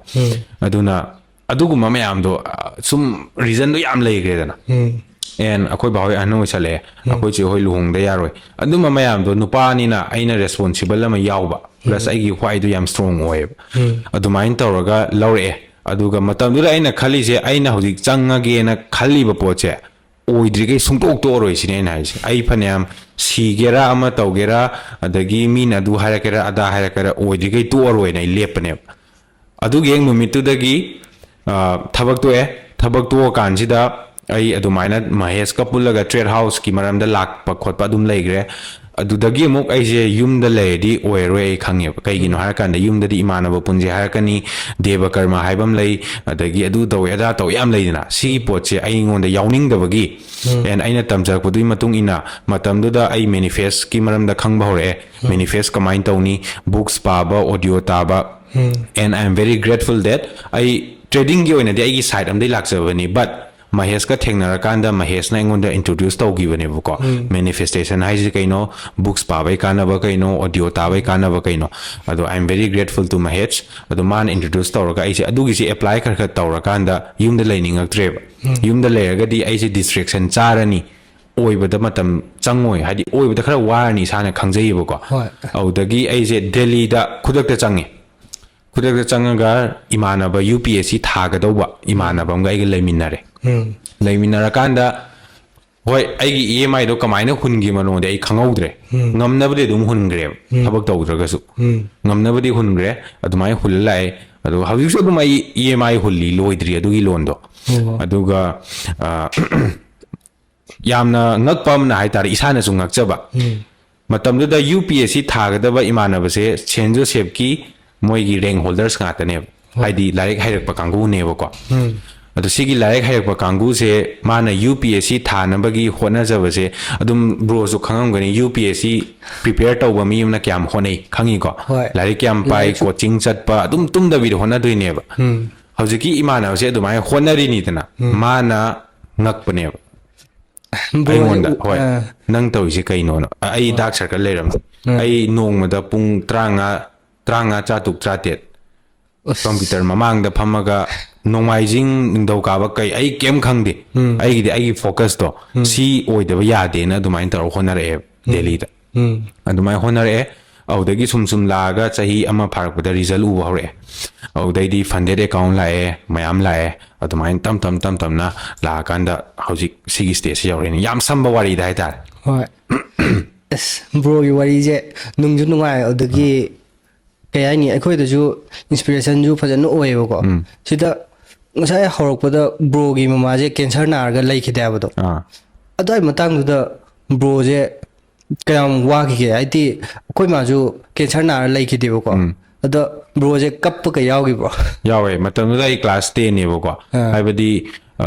angang oringai dagi akhoi chi ani sidi boarding da leiba khotpa duoda adum tawre aidi lehelakte ba atomani nuba maton yawgani kaina ko ra luna dum tawre aduga aiga family ga se yamna close relation yam lei aduna ꯑꯗꯨꯒꯤ ꯕꯣꯟꯗꯨꯁꯨ ꯂꯩꯔꯦ plus ꯑꯩꯈꯣꯏ ꯃꯥ ꯅꯥꯔꯤꯉꯩ ꯃꯅꯨꯡꯁꯤꯗ ꯑꯩꯈꯣꯏ ꯆꯦ ꯑꯅꯤꯗꯤ ꯑꯥꯗ ꯂꯥꯏꯔꯤꯛ ꯇꯝꯃꯒ ꯂꯩꯈ꯭ꯔꯕꯅꯦꯕ ꯀꯩꯝ ꯈꯪ ꯄꯣꯟꯇꯦꯀꯣ ꯑꯗꯨꯗ ꯌꯥꯝ ꯅꯨꯡꯁꯤꯕ ꯋꯥꯔꯤ ꯑꯃ ꯁꯨꯝ ꯍꯥꯞꯆꯔꯛꯀꯦ ꯕ꯭ꯔꯣꯅ ꯍꯪꯉꯝꯅꯤꯅ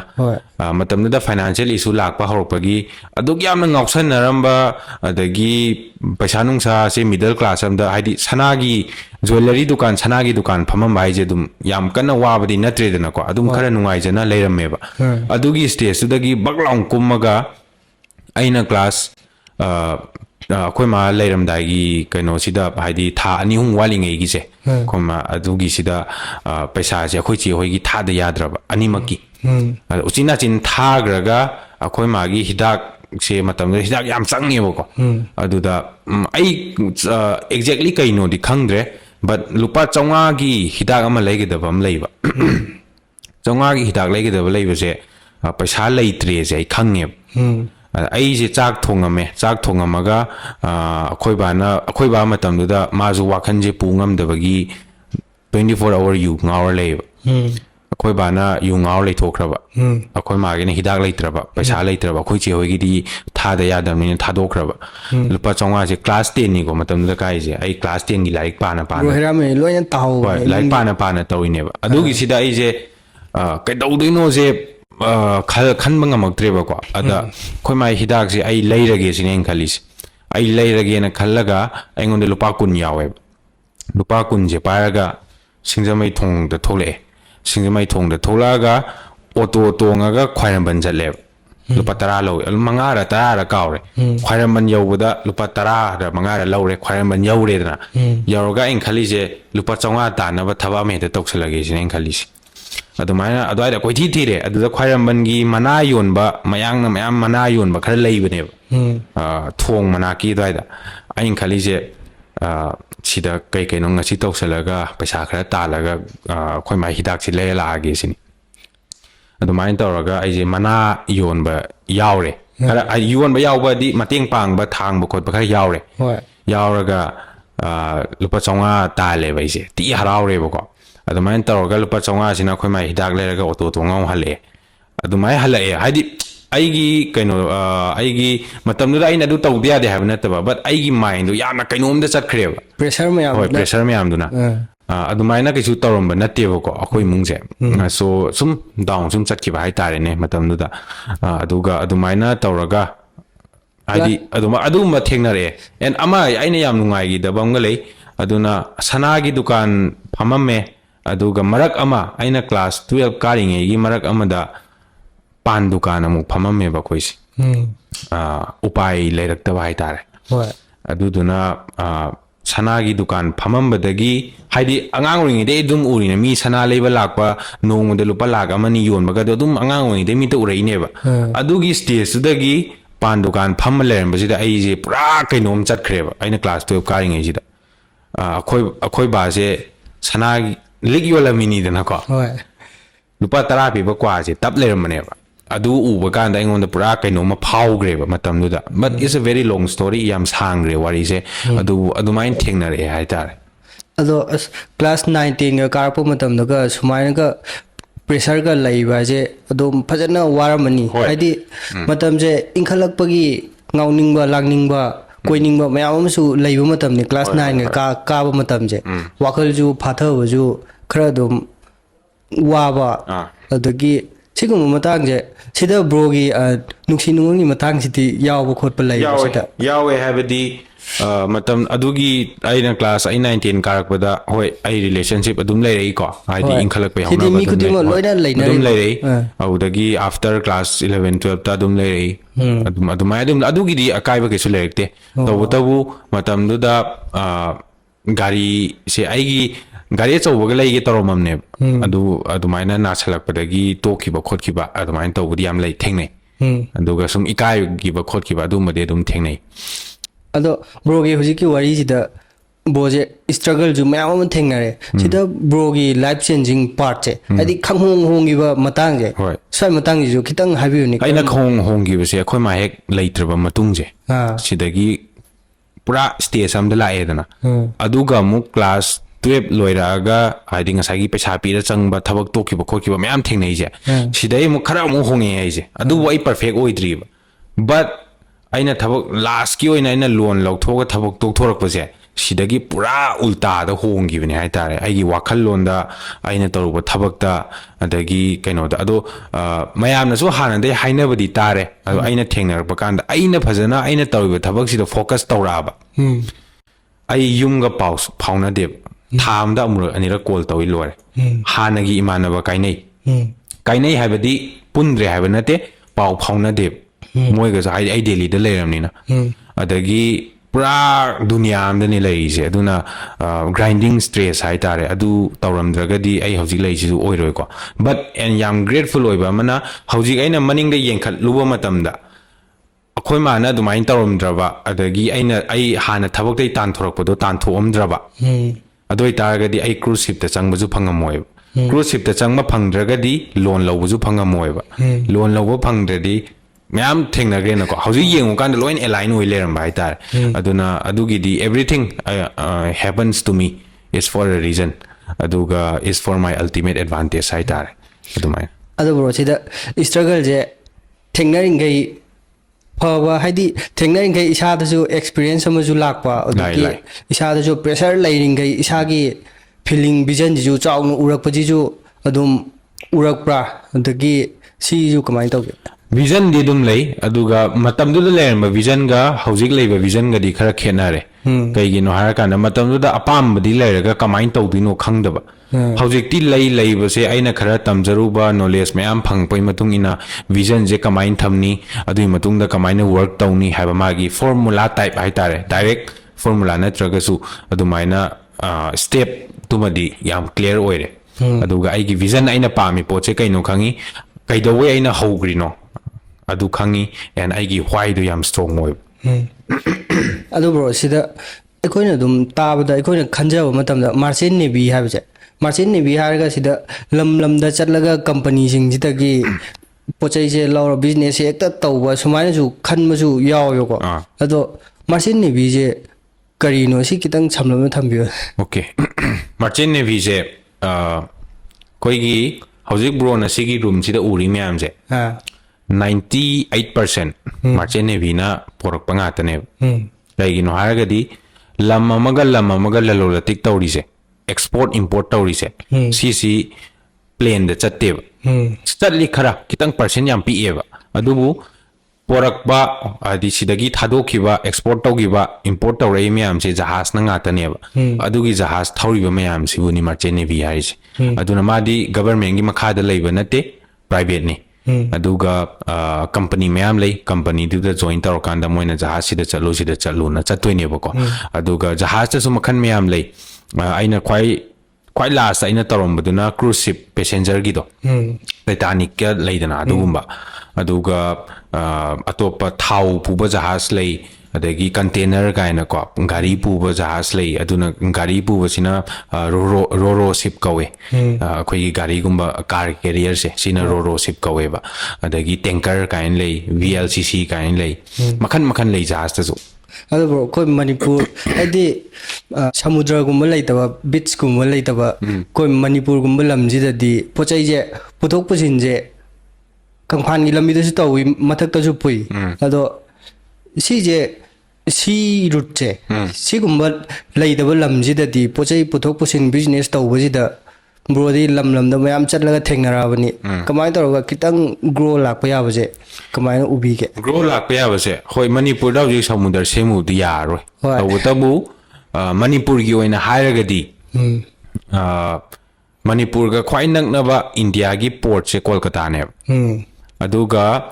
India gi oina ship ki port ta khwai dagi phawri se Kolkata ne dagi Mumbai ne Chennai ne smain leibo ko ado khwai nakpadi Kolkata tare na Kolkata bok ship ta porani ado khoi sai yorei myam se truck ta kaida ado maina porak pangata ne makha gi lambi sida aduga sigi sida chakhot ke hai taragadi akhoi gi di samudar do leitabani na phajana akhoi gi makha gi lambi highway mayam se lambi yam phabam dakar tai adagi phajana transportation da kaida tax da amada adu da phajana yamna kaino amada routine amada magi step by step to dumain chatpibam dakar tai. But for Manipur it's very unfortunate kaigino haragadi hoi hojik train laktore ko train lagadi khara makai di pharani adubu hojikti truck ta chatpa kanda chingman da chatpa kanda dum kudong thiwa yawidana ko aduna aduda khitang focus tawhaningi aigi mota sida business tawje Manipur sida business tawraju irang laiba khangde adui ban blockade chu adum marang kaidana sida business siga adagi trading jiga sije scope je kayam chawna thamba yage trading da ju vision je adum career amoina phajana semba yabra trading se so trading se ai kitang briefly haijage kaigino harakanda mayamna yam hangba question ne aduga matamduda aina trading tawkiba kanda su trading palakpa kanda adu mayam da haibiyoba trading panba kanda 90 to 95% nangna tawrido oiroi hairakani juar ne hairakani ba hai adu koi da dum thengne so trading haije kaino hana gyan ta se ba trading haije makhan makhan mayam lei stock market da tawlei crypto da tawlei forex da tawlei government bonds da mayam leigre ado main oina aina hana horokpadi stock market de horokpani housing na forex da and crypto da dumai leibani so trading se mayam na unabadadi pura dunya amda ubane haibadi haibada thajabidaba gumba paisa khara thadaraga paisa mayam pura juar gi type da adagi kanagumba khara na sign tawya ba toramamni oidabani harakpa gumba adumaina khanai aduga aina aigi journey da so aina adumaina ngasai risk mayam dui mathakta loi tokthoga trading ne ba tawraise aduna pura mind gi oiba pot ne bako aduna thengnabagidi hana thengnariba aino ji wari khara ligre dana adugi mathak sida trading khatangi da su pura journey mane ba si somu paisa ju mang ya mangam noi trading ji mangwada natana psychology ji pura down chatpa yam loneliness oiba adagi honada ba su nataba hona na result ju uba ngamdaba paisa su mangdini ko kyam yam sathiramani haije aduna mamangda aina thengnagiba aigi life ki challenges mayam se adudagi trading na hena luye yantai ko mayam na trading se line longnei dana ko aina ngasai wari lijagri ba da thengnagiba mayam se adudagi trading na hena luye aduna trading haisi is a very tough yam tough foiba business amani adubu wordy di yam oiba aduna aina mayam da trading se career oina lake hai taragadi yam simple da ko ahan bada doctor tamiba engineer tamiba sida changiba matam je sumaina trading de so dum changani ai ngasi tamaga tha mathang tha dagi lak tan gi hablo kaisu yaroi aduna khwai first ta matam changani se mai sana hana yabiyo sahi ani ahum mari manga ma minimum sahi ani di dum changani sima pura zero dagi lakpa mi se minimum sahi ani di changani adusu nongmada pung 3-9 thadarakanda nongmagi punggai matamuba punga matamaga khara mungle tamba khara mungle pa dumain tawri jahi kungunthra changi bisu yai ko adubu nungti gi sunglep lepta bida pung 3-9 thadarak pa bokta chahi ani di changani phajana profitable oina ba honarak pa matamda aduna marak sida psychology mindset ki oiba mayamam thengnarakani mi na thajabidaba result udabagi paisa mangbagi tawbam khangdabagi changsu lugum taw to sira kamai taw sige khanjanarakpagi timing mayamam stage mayam leiba si overcome taw ngambam changni matam khara changani and amana haurakpada guaranteed paisa khara mangane mayamna si ya paisa mangdu heiroi hoi kaigino haragadi akoina oja amadagi tamuba yadaba or akoina taknaba yadaba amakhak paisa mangba sidagi market masa sidagi tamdaba yadaba lesson am lei haibadi paisa mangbagi haidi mangani tawutabu mana lupa lak tara manga phangba experience to aina lupa sing tara manga phangna lore aduda khena hanbadi yai mangdabadi yaroi ahanba horokpada mangbaduna maram oraga ai lesson khara tamdoine ko ai kamaina overcome tawsige adagi paisa mangjala kanda amuk khonage khalakpa adagi pressure adu khara lei hai tare mangbadagi khona tamba yaba failure sidagi tamba yaba matang ai karam ko tang jawe ba paisa mang bai je paisa mang sidagi control tawna paper trading gumba tawsina paisa mang je adum kharam kai di kan bangambra so ꯑꯩꯈꯣꯏꯒꯤ trade house ꯀꯝꯃꯨꯅꯤꯇꯤꯅ ꯂꯩ ꯑꯗꯨꯒꯤꯁꯨ ꯃꯌꯥꯝꯅ everyone interested trade house ꯀꯝꯃꯨꯅꯤꯇꯤꯗ interested ꯂꯩꯕꯤꯔꯒꯗꯤ ꯁꯤꯒꯤ ꯚꯤꯗꯤꯑꯣꯁꯤꯒꯤ ꯗꯤꯁꯀ꯭ꯔꯤꯞꯁꯟꯗꯁꯨ ꯑꯗꯨꯝ ꯑꯩꯈꯣꯏꯒꯤ ꯐ꯭ꯔꯤ ꯆꯦꯅꯦꯜ ꯑꯃ ꯂꯩꯌꯦꯕꯀꯣ ꯑꯗꯨ ꯑꯗꯨꯝ ꯍꯥꯞꯄꯤꯌꯨ ꯑꯗꯨꯝ ꯑꯩꯈꯣꯏ ꯑꯞꯗꯦꯠ ꯇꯧꯒꯦ ꯑꯗꯣ ꯑꯩꯈꯣꯏꯒꯤ ꯇ꯭ꯔꯦꯗ ꯍꯥꯎꯁ ꯀꯝꯃꯨꯅꯤꯇꯤꯅ ꯑꯃ ꯂꯩ ꯁꯤꯗꯁꯨ ꯍꯦꯛ ꯂꯥꯛꯑꯀꯥꯟꯗ ꯁꯤꯒꯤꯁꯤꯗ ꯁ꯭ꯇꯨꯗꯦꯟꯠꯁ ꯃꯌꯥꯝ ꯂꯥꯛꯏ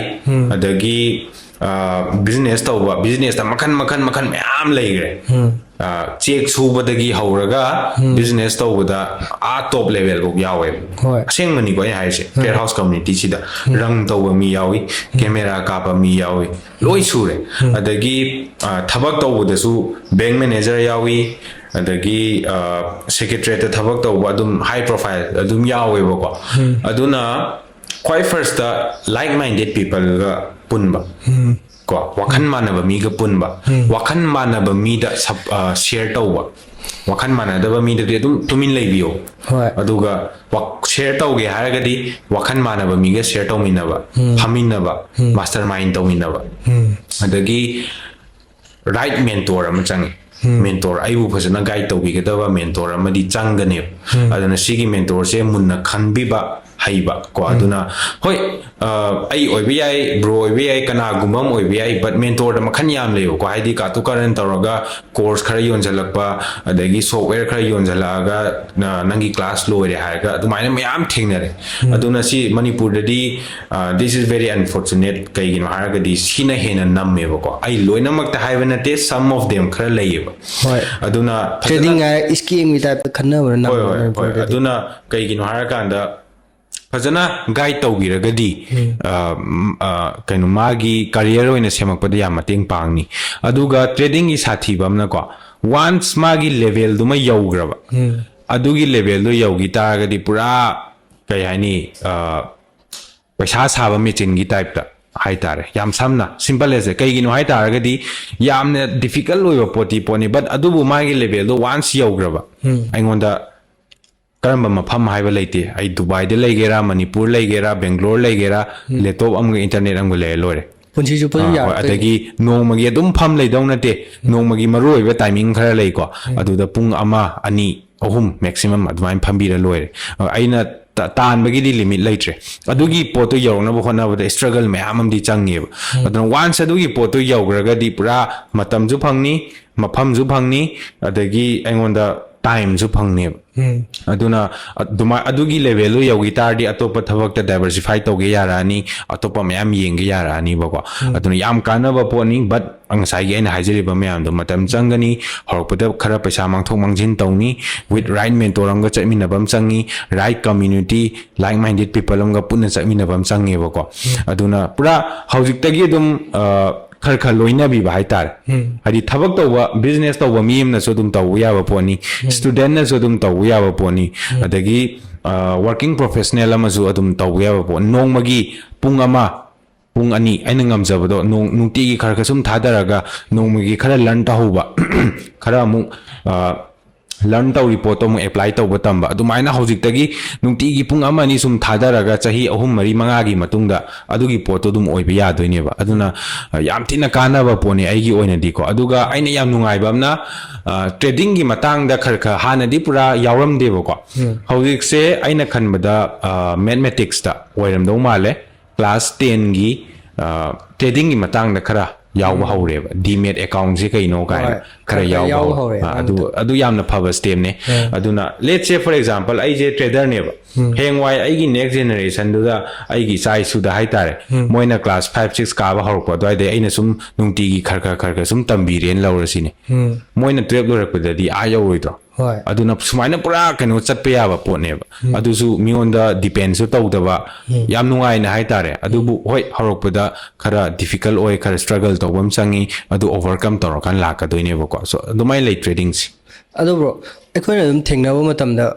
mi achawa paisa paiba wall gi oina Elon Musk ko yawdagi Jeff Bezos ko lay mayam je moi je ekhoina dum study tawjaba matamda stock share odagi मागी कंपनी की शेयर ओरो अदगी स्टॉक ओरो सिगुमजे खरा दुम मनुंगदा यावदौना तवेबको सिदा अइना सुम खंगनिंगजे ट्रेडिंग जे हौजिकी मतमदा मी खुदिंगमक्ता compulsory ओइना दरकार ओइब्रा नत्रगा ꯑꯩꯈꯣꯏ Nice question. Haibadi trading haraga trading nam khal yam layebako. Trading sidana main oina tawrise trading haibadi buy natragana sell haiba. Tawrise trade tawnaba haibanebako. Pot yonthok yonjin tawba haibaneba. Awda sina online da tawba. Aduna forex da tawba na mung tonganre. Crypto da tawba stock market da tawba magi tongan ba sector neba. Ada let's say stock market hires. Stock market sida trading tawba harise sumaina haidi khara khaidok charake ahamada Tata Motors hires. Tata Motors se corona gi dwaida 65 rupees faida ma se kuma ame share amada 65 rupees faida kuma amaga housing se 1000 mea yodore sahi ani mu manung jida so matamdu da aina lupa 65 piri ngai gidu da 1 lakh invest tawre hairase trading haibna teko invest 1 lakh invest taw taragadi housing kyano ondoise ko around some 30-40 lakhs muti on ba yai ko aduga trading tawba hai sidana amuk nong magi haidi nong masida share market natrana any market se fluctuate tawni bako matha kharam kaba kharam kumba tawdoine ba magi technical lui matungina magi fundamental dugi matungina adugi duda nong magi numit sida aina leiba yon ba tawduna trading ko we wane yan tai ko short term da adu investment hai sisu trading makhala mani ma leiri ni dena market to share do ma leiri ne mana matam kuina hold tawgi bai wane bako aduna trading da natragana investment da oina yenga agadi yes each and everyone akoi pull up se sigi knowledge leba dakar tai sigi maram da khangba dakar tai aduna akoi India gi population se hauji around 1.3 billion ne 1.3 billion sigi manung da hauji stock market ki matang da investment ki matang da financial literacy hai tare or stock market da invest tawri se percent yam neme yam tina nem grazan neme yam aduga US kumba Singapore kumba moidi 60-70% ga yawe aduna moina dum chakhot pada thura iba adagi mayamna financial gi maramda knowledge financial literacy haije ko sigi maramda knowledge laiba aduna sida so dum khangani sigi matang lakpada ne aina point amtang haija hoge bako mayam and viewer mayam da su bro da su ko yari gai isada han invest tawna hona bio aina company do laidringai da aina stock market adu thada dringai da mi amda paisa adu pi dringai da isa da hana invest tawna bo hona bio aigi mindset da aigi body da aigi health da hana invest taw bio adu dagi loi lak toini ko aina hoji khangjari ba khara se mayam da share taw jari ba khara se aina isa da invest taw jaru ba gineba that means aina paru ba larik aina yauru ba class aina yauru ba event aina yauru ba class aina thiga charu ba isa da invest tawraga aduna khangai ni adu khangpaduna aigi we mai amam tholai ne sumain tawraga atai kem tawdringai de isada han invest tawbiu ado koi manipur gi di isada invest se kya tawning de ko course ama ya sigi course se market ki matang dani natragana aphabagi course ni lupa lisingam pi bani layo kaina ha da kaisu lining de paisa laiti kaina ha pa gumba matam laiti kaina ha adum thengnai ko adubu sumaina sida lupa lagam pi radi tha khudingi 7% phangani ye ha di late su puraga piyeba hingo madan thama piba ngame so si yam phatteba ko kwai first da adumaina ngami ba adumaina isada invest tawbuda hana ngambiyo course ama yawbudani khangde course tam khan myam lai trading khatangi haba nate ko digital marketing bu pamira potui matang da adagi market kamain tawi crypto haise kaino thigat palepi gano bo aduna haidi mayam leibo ko aduna isada invest hana tawningi aigi mota ado bro trading je wona career amoina changlakpu matamjida koije kadai phau yoba yage okay trading je career on changpa sida hana sigidi limit laite limit laite adubu just hauji uba yaba brother hoina uba yaba podam haijarake koi trade house community se hana smain tam hodok charaga hauji se hantak chahi gi manung da hai tare hantak chahi gi manung da Dubai da register tawrni Dubai da register tawrakanda quite first the hedge fund company hana hangani the hedge fund company se kai no hai taragadi me mutual fund gan taramani ko sumaina tawa podam kan haidi fund manage tꯧba haitare chauna fund manager oina fund manage tauba adumaina fund manage tawrpa yai crypto fund tawrakani adagi venture capital fund tawrakani adumaina makhan makhan mayam leigre adu trader gi oiba magi vision haitaragadi magi di capital chauna ba honaba ko capital chauna ba honaba adagi tanbam thokde dum tandrom ni monda limit leite once mana du level do yogi taragadi adu magi di yam samna haragadi limit leite ba podam khangni adum aina ngamjari ga expand tawu ya ba pone ado bro sida koi Manipur dana khar hele ko ja trading ga ka haiba matam ji da scheme gi type ta khanba gambling gi type ta khanba yes si gum mi je mayam ma thengnai ba ko jo sida di kari habin hin bo ra quite first adu hairei ba mi do trading kai no explain tau biyo haiba kanda tau ngam ngodra ngamoi ko kai gi no har kanda khangda bai ne yan ta khangani kai jo hairoi ba ko ai jo thaina khangdring da hairami ni ai jo the ones khanga kanda haidi sidane ngasai aina who do you listen to lakadois haibadi aina thaba ama tauge bro na podcast tauge khalakpa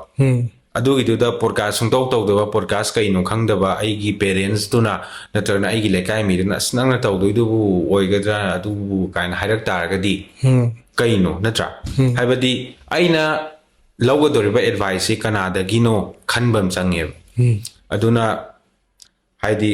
just ignore tauba tambi ba hojiki oina di adubu aigi oina di moi gisu that is very unfortunate for them kai gino haragadi moina du khangdri do khanghan ni aigi mota aduna podcast ka tauba haurei je moi gumba khara da khangna bane ko aduna just adum phajana haibi ramba yai aduga ina haiba da taroi da mi oragadi just laitho adum lakpiyo kesu kaide haidi energy du da manghan ba pamu yo ko aduna just moi khangda ba gini hainingi adumaina hairei ado bro sida akoina trading gi journey sida changba hawragen hawrakpa matam je sida paisa gi problem je si ju adum thengnai ba ko khoi mi khudingmakta ado si matam jida bro ju struggle mayam ma leiba matam jida gi trading gi journey sida changba hawrakibane ko sida financial funding ngai tarne sigumba leigi bra natraga kamaina okay hawbirake paisa very ba nice question adugi answer khumdringai da ani mahana haijage ba ko koi first da ngasi dagi viewer mayam su bro su anything life ta hojiki one ai pallage problem am lawa problem ai gano problem ji am negative oiba word ne problem gi mahota ai financial challenge am leire or situation am leire na pan biyo ngasai gi problem do ai financial challenge am leire hai taragadi kitang ai gi kok te su ai ngamni ha gi poram lakane what na maram moraga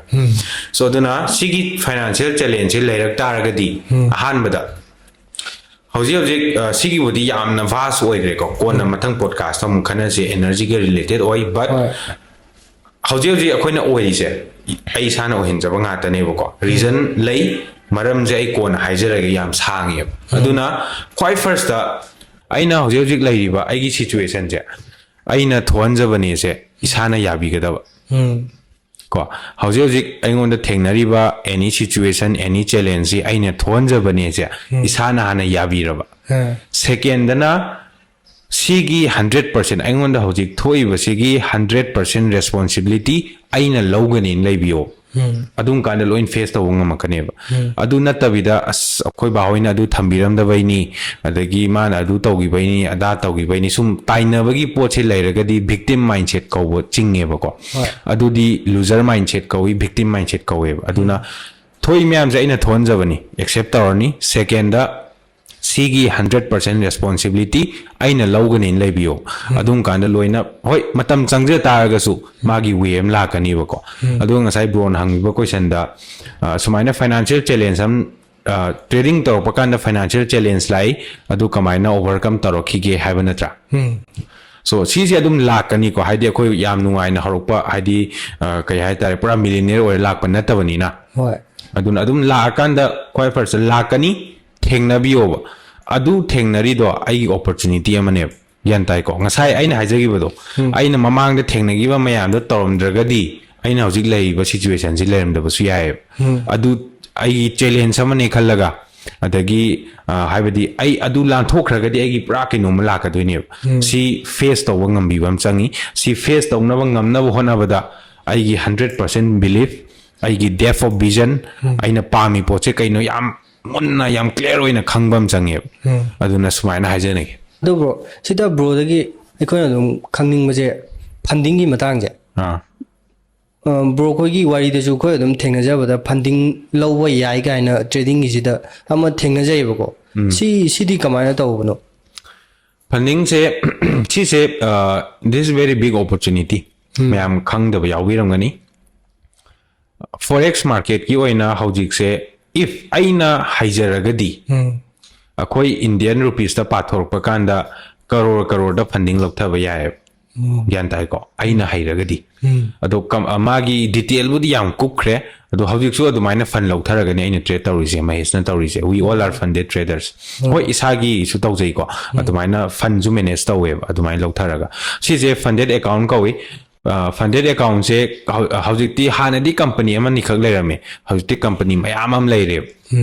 company ꯃꯌꯥꯝꯁꯤꯗ ꯃꯥꯒꯤ account ꯃꯈꯜ ꯃꯌꯥꯝ ꯂꯩꯌꯦꯕꯀꯣ ꯗꯣꯂꯔꯗ $5,000 ꯍꯧꯔꯒꯅ $4 lakh ꯐꯥꯎꯀ ꯂꯩꯌꯦꯕ $4 lakh ꯁꯦ ꯑꯩꯈꯣꯏ Indian ꯔꯨꯄꯤꯁꯇꯗꯤ around 3 crore ꯒ꯭ꯌꯥꯟ ꯇꯥꯏꯀꯣ ꯑꯗꯨꯅ ꯁꯤꯒꯤ ꯑꯦꯀꯥꯎꯟ ꯃꯌꯥꯝꯁꯦ ꯑꯩꯈꯣꯏꯅ ꯂꯧꯊꯒꯦ ꯍꯥꯏꯇꯥꯔꯒꯗꯤ ꯁꯤꯒꯤ ꯑꯦꯀꯥꯎꯟꯁꯤꯒꯤ ꯄ꯭ꯔꯥꯏꯁ ꯃꯆꯥ ꯑꯃ ꯂꯩꯅꯤꯕꯀꯣ ꯁꯝꯅ ꯍꯥꯏꯔꯀꯥꯟꯗ $1 lakh ꯁꯦ $1 lakh ꯁꯦ 85 lakhs ꯀꯨꯝꯕ ꯑꯣꯏꯅꯤ ꯁꯤꯒꯤ 85 lakhs ꯁꯦ ꯂꯧꯊꯒꯦ ꯍꯥꯏꯇꯥꯔꯒꯗꯤ ꯍꯧꯖꯤꯛ ꯑꯦꯔꯥꯎꯟ ꯂꯨꯄꯥ 90,000 ꯒꯨꯝꯕ ꯍꯥꯟꯅ ꯊꯤꯅꯦꯕ ꯀꯝꯄꯅꯤꯁꯤꯗ ꯀꯝꯄꯅꯤꯁꯤꯗ 90,000 ꯒꯨꯝꯕ ꯊꯤꯔꯅꯤ ꯍꯧꯖꯤꯛꯀꯤ ꯑꯦꯀꯥꯎꯟꯁꯦ ꯑꯩꯈꯣꯏꯗ ꯗꯦꯃꯣ ꯑꯣꯏꯅ ꯄꯤꯔꯛꯑꯅꯤ ꯗꯦꯃो ꯑꯣꯏꯅ ꯄꯤꯔꯛꯑꯒ ꯃꯣꯏꯒꯤ ꯔꯨꯜꯁ ꯑꯦꯟड ꯔꯤꯒꯨꯂꯦꯁꯟꯒꯤ ꯃꯇꯨꯡ ꯏꯟꯅ ꯐꯦꯁ 1ꯗꯅ ꯄꯔꯁꯦꯟ ꯁꯤ ꯇꯥꯟꯒꯗꯕ ꯐꯦꯁ 2ꯗꯅ ꯁꯤ ꯇꯥꯟꯒꯗꯕꯅ ꯄꯤꯔꯛꯑꯅꯦꯕ ꯑꯗꯨꯒꯤ ꯃꯣꯏꯅ ꯄꯤꯔꯛꯏꯕ ꯔꯨꯜꯁ ꯑꯦꯟड ꯔꯤꯒꯨꯂꯦꯁꯟꯗꯨꯒꯤ ꯃꯇꯨꯡ ꯏꯟꯅ ꯃꯣꯏꯅ ꯇꯥꯜꯂꯣ ꯍꯥꯏꯔꯤꯕ ꯄꯣꯠꯇꯣ ꯑꯩꯈꯣꯏꯅ ꯇꯥꯟꯕ ꯉꯝꯃꯕ ꯑꯗꯨ ꯑꯣꯏꯇꯥꯔꯒꯗꯤ ꯑꯩ ꯄꯥꯁ ꯇꯧꯔꯅꯦꯕ ꯄꯥꯁ ꯇꯧꯔꯀꯥꯟꯗ ꯉꯁꯥꯏꯒꯤ ꯗꯦꯃो ꯑꯣꯏꯅ ꯄꯤꯔꯛꯑꯝꯕꯗꯣ ꯔꯤꯌꯦꯜ ꯑꯦꯀꯥꯎꯟ ꯑꯣꯏꯅ ꯄꯤꯔꯛꯑꯅꯤ ꯑꯗꯨꯒ ꯑꯩꯅ ꯉꯁꯥꯏ ꯑꯗꯨꯒꯤ ꯊꯤꯔꯨꯏꯕ 90,000 ꯑꯗꯨꯁꯨ ꯔꯤꯐꯟ ꯂꯥꯛꯀꯅꯦꯕ ꯄꯥꯁ ꯇꯧꯔꯒꯗꯤ ꯐꯦꯜ ꯑꯣꯏꯔꯗꯤ ꯃꯥꯡꯖꯗꯣꯏꯅꯤꯀോ ꯑꯗꯨꯃꯥꯏꯅ ꯇꯧꯔꯒ ꯐꯟ ꯂꯧꯊꯕ ꯌꯥꯏꯑꯕ ꯋꯥꯔꯤꯁꯦ ꯈꯤꯇꯪ ꯊꯩꯗꯣꯛꯆꯒꯦꯕꯀꯣ ꯕ꯭ꯔꯣꯅ ꯈ꯭ꯋꯥꯏꯗꯒꯤ ꯄꯥꯝꯖꯕꯁꯦ ꯀꯔꯤ ꯑꯣꯏꯗꯣꯏꯅꯣ ꯈ꯭ꯋꯥꯏ ꯄꯥꯝꯖꯕꯁꯦ ꯑꯄꯥꯝꯕ ꯌꯥꯝ ꯂꯩꯌꯦꯗ ꯍꯥꯏꯗꯤ ꯁ꯭ꯄꯦꯁꯤꯐꯤꯛ ꯑꯣꯏꯅꯔꯥ ꯍꯣꯏ ꯁ꯭ꯄꯦꯁꯤꯐꯤꯛ ꯑꯣꯏꯅ ꯕ꯭ꯔꯣꯅ ꯈ꯭ꯋꯥꯏꯗꯒꯤ ꯅꯨꯡꯉꯥꯏꯖꯕ ꯍꯔꯥꯎꯖꯕꯁꯦ ꯑꯩꯅ ꯈ꯭ꯋꯥꯏꯗꯒꯤ ꯍꯔꯥꯎꯖꯕꯁꯦ ꯃꯤꯒꯤ ꯃꯇꯦꯡ ꯄꯥꯡꯕ ꯃꯤꯒꯤ ꯃꯇꯦꯡ ꯄꯥꯡꯕꯁꯦ ꯑꯩꯒꯤ ꯌꯥꯝ ꯅꯨꯡꯉꯥꯏꯖꯕ ꯀꯩꯅꯣꯅꯤ ꯑꯗꯣ ꯕ꯭ꯔꯣꯖꯤ ꯑꯩꯈꯣꯏꯅ ꯌꯦꯡꯕꯗꯁꯨ ꯑꯗꯨꯝ ꯀꯩ ꯍꯥꯏꯅꯤ ꯌꯥꯝꯅ ꯁ꯭ꯃꯥꯔꯠ ꯑꯣꯏꯔꯒ ꯁꯦꯔꯤꯌꯁꯀ ꯑꯣꯏꯔꯒ ꯋꯥꯈꯜꯁꯦ ꯐꯖꯅ ꯃꯅꯤ ꯃꯦꯅꯦꯖꯃꯦꯟ ꯃꯇꯥꯡꯁꯤꯗꯒ ꯐꯖꯅ ꯃꯨꯟꯅ ꯈꯜꯂꯒ ꯂꯩꯔꯝꯗꯧ ꯃꯥꯜꯂꯦ ꯑꯗꯣ ꯑꯩꯈꯣꯏ ꯃꯅꯤꯄꯨꯔꯗ ꯑꯌꯥꯝꯕꯅ ꯂꯥꯏꯔꯤꯛ ꯇꯝꯂꯤꯕ ꯁꯥꯇ꯭ꯔꯁꯤꯡꯁꯦ ꯁꯤꯁꯤꯅ ꯂꯥꯏꯔꯤꯛ ꯇꯝꯃꯒ ꯂꯣꯏꯁꯤꯜꯂꯛꯄ ꯑꯗꯨꯗꯒꯤ ꯊꯕꯛ ꯑꯃꯒ ꯇꯧꯅꯤꯡꯉꯛꯄ ꯕꯤꯖꯤꯅꯦꯁ ꯑꯃꯒ ꯍꯧꯅꯤꯡꯉꯛꯄ ꯃꯇꯝꯁꯦ ꯁꯤꯗ ꯃꯅꯤꯒꯤ ꯃꯇꯥꯡꯁꯦ ꯍꯥꯏꯗꯤ ꯄꯩꯁꯥꯒꯤ ꯃꯇꯥꯡꯁꯦ ꯁꯤ ꯑꯗꯨꯝ ꯃꯌꯥꯝꯁꯦ ꯏꯁꯇ꯭ꯔꯒꯜ ꯃꯌꯥꯝ ꯑꯃ ꯊꯦꯡꯅꯔꯤꯕ ꯉꯥꯛꯇꯅꯦꯕꯀꯣ ꯁꯤ ꯃꯇꯥꯡꯁꯤꯗ ꯕ꯭ꯔꯣꯅꯗꯤ ꯀꯔꯤ ꯍꯥꯏꯕꯤꯅꯤꯡꯒꯦ ꯍꯥꯏꯗꯤ ꯃꯌꯥꯝꯁꯦ ꯀꯃꯥꯏꯅ ꯇꯧꯔꯒ ꯏꯁꯇ꯭ꯔꯒꯜꯁꯦ ꯊꯦꯡꯅꯔꯒ ꯆꯠꯀꯗꯒꯦꯕ ꯁꯤꯁꯦ ꯊꯦꯡꯅꯔꯤꯁꯦ ꯌꯥꯝ ꯐꯩ ꯊꯦꯡꯅꯗ꯭ꯔꯒꯗꯤ ꯍꯥꯏꯗꯤ ꯔꯦꯁꯄꯣꯟꯁꯤꯕꯤꯂꯤꯇꯤꯁ ꯀꯧꯋꯦꯕꯀꯣ ꯁꯤꯒꯤ ꯔꯦꯁꯄꯣꯟꯁꯤꯕꯤꯂꯤꯇꯤꯁꯦ ꯌꯥꯎꯔꯛꯄꯗꯨꯅ ꯃꯔꯝ ꯑꯣꯏꯔꯒꯅꯦꯕ ꯍꯣꯠꯅꯅꯤꯡꯕ ꯂꯥꯛꯀꯗꯣꯏꯁꯦ ꯑꯗꯨꯅ ꯔꯦꯁꯄꯣꯟꯁꯤꯕꯤꯂꯤꯇꯤ ꯌꯥꯎꯔꯛꯏꯕ ꯑꯗꯨꯃꯥꯏꯅ ꯁ꯭ꯇ꯭ꯔꯒꯜ ꯑꯃ ꯊꯦꯡꯅꯔꯛꯏꯗோ ꯗꯦꯠ ꯏꯁ ꯑ ꯔꯥꯏꯠ ꯑꯣꯄꯣꯔꯆꯨꯅꯤꯇꯤ ꯑꯩꯅ ꯍꯣꯠꯅꯕ ꯍꯧꯔꯛꯄꯒꯤ ꯑꯦꯟ ꯍꯣꯠꯅꯕꯒꯤ ꯃꯔꯝꯗꯣ ꯑꯗꯨꯗꯩ ꯂꯥꯛꯀꯗꯣꯏꯅꯦꯕ ꯋꯥꯏꯗꯣ ꯑꯗꯨꯅ ꯑꯗꯨ ꯊꯦꯡꯅꯔꯤꯗꯣ ꯐꯩ ꯕꯠ ꯊꯦꯡꯅꯕ ꯃꯇꯝꯗ ꯈ꯭ꯋꯥꯏ ꯐꯥꯔꯁꯇ ꯑꯩꯅ ꯍꯧꯖꯤꯛ ꯍꯥꯏꯖꯕꯗꯣ ꯑꯩꯅ ꯄꯥꯝꯃꯤꯁꯦ ꯀꯩꯅꯣ ꯍꯥꯟꯅ ꯐꯖꯅ ꯈꯪꯗ ꯌꯥꯗꯦꯕ ꯑꯩꯅ ꯄꯥꯝꯃꯤꯁే ꯀꯩꯅꯣ ꯑꯗꯨ ꯄꯥꯝꯕꯗꯨꯒꯤ ꯃꯇꯨꯡ ꯏꯟꯅ ꯀꯃꯥꯏꯅ ꯍꯣꯠꯅꯔꯛꯀꯗꯒꯦ ꯑꯗꯨꯒꯤ ꯋꯦꯗꯣ ꯑꯩꯅ ꯆꯪꯒꯗꯧꯔꯤꯕ ꯋꯦꯗꯨꯗ ꯑꯣꯜ ꯏꯟ ꯆꯪꯕ ꯑꯃ ꯗꯔꯀꯥꯔ ꯇꯥꯏꯌꯦꯕ ꯑꯍꯥꯟꯕꯒꯤ ꯑꯣꯏꯅꯗꯤ ꯑꯗꯨꯅ ꯐꯖꯅ ꯃꯥꯒꯤ ꯃꯥꯏꯟꯁꯦꯠꯇꯣ ꯑꯩꯅ ꯍꯥꯏꯖꯕꯗꯣ ꯄꯣꯖꯤꯇꯤꯚ ꯑꯣꯏꯕ ꯑꯃ ꯆꯪꯉꯤ ꯅꯦꯒꯦꯇꯤꯚ ꯑꯣꯏꯔꯒꯗꯤ ꯌꯥꯔꯣꯏꯀꯣ ꯑꯗꯨꯅ ꯄꯣꯖꯤꯇꯤꯚ ꯃꯥꯏꯟꯁꯦꯠ ꯑꯣꯏꯅꯕ ꯕꯨꯛꯁ ꯄꯥꯕꯤꯌꯨ ꯑꯦꯟ ꯂꯥꯏꯛ ꯃꯥꯏꯟꯗꯦꯗ ꯄꯤꯄꯜ ꯄꯨꯟꯕꯤꯌꯨ ꯑꯗꯒꯤ ꯃꯥꯅ ꯄꯥꯝꯃꯤ ꯄꯣꯠꯇꯣ ꯀꯩꯅꯣ ꯃꯨꯟꯅ ꯈꯪꯕꯤꯌꯨ ꯑꯗꯒꯤ ꯗ꯭ꯔꯤꯝꯁ ꯑꯦꯟ ꯒꯣꯜꯁ ꯂꯩꯕ ꯃꯤ ꯑꯣꯏꯕꯤꯌꯨ ꯑꯗꯨꯒ ꯗ꯭ꯔꯤꯝꯁ ꯑꯦꯟ ꯒꯣꯜꯁꯀꯁꯦ ꯑꯗꯨꯝ ꯏꯕ ꯁꯥꯟꯅꯕ ꯑꯩꯅ ꯄꯥꯝꯃꯤ ꯄꯣꯠꯀꯁꯦ ꯑꯗꯨꯝ ꯚꯤꯖꯨꯑꯦꯂꯥꯏꯁ ꯇꯧꯕ ꯁꯥꯟꯅꯕ ꯃꯦꯅꯤꯐꯦꯁ ꯇꯧꯕ ꯌꯥꯏ ꯑꯗꯨꯃꯥꯏꯅ ꯍꯧꯖꯤꯛꯀꯤ ꯑꯣꯏꯅꯗꯤ ꯑꯗꯨꯃꯥꯏꯅ ꯍꯥꯏꯗꯤ ꯃꯥꯅ ꯄꯥꯝꯃꯤꯗꯣ ꯀꯩꯅꯣ ꯍꯪꯉꯛꯑꯒꯗꯤ ꯈꯪꯒꯗꯕ ꯑꯗꯨꯕꯨ ꯑꯣꯚꯔꯑꯣꯜ ꯑꯣꯏꯅꯗꯤ ꯑꯗꯨꯃꯥꯏꯅ ꯍꯥꯏꯅꯤꯡꯉꯤ ꯑꯗꯣ ꯁꯤꯗ ꯕ꯭ꯔꯣꯒꯤ ꯑꯣꯏꯅ ꯂꯥꯏꯐ ꯆꯦꯟꯖꯤꯡ ꯕꯨꯛꯁꯀꯨꯝꯕ ꯂꯩꯕ꯭ꯔꯥ ꯂꯩ ꯂꯩꯔꯗꯤ ꯑꯝꯇꯪ ꯁꯖꯦꯁ ꯇꯧꯕꯤꯌꯨꯅꯦ ꯂꯥꯏꯐ ꯆꯦꯟꯖꯤꯡ ꯕꯨꯛꯁꯦ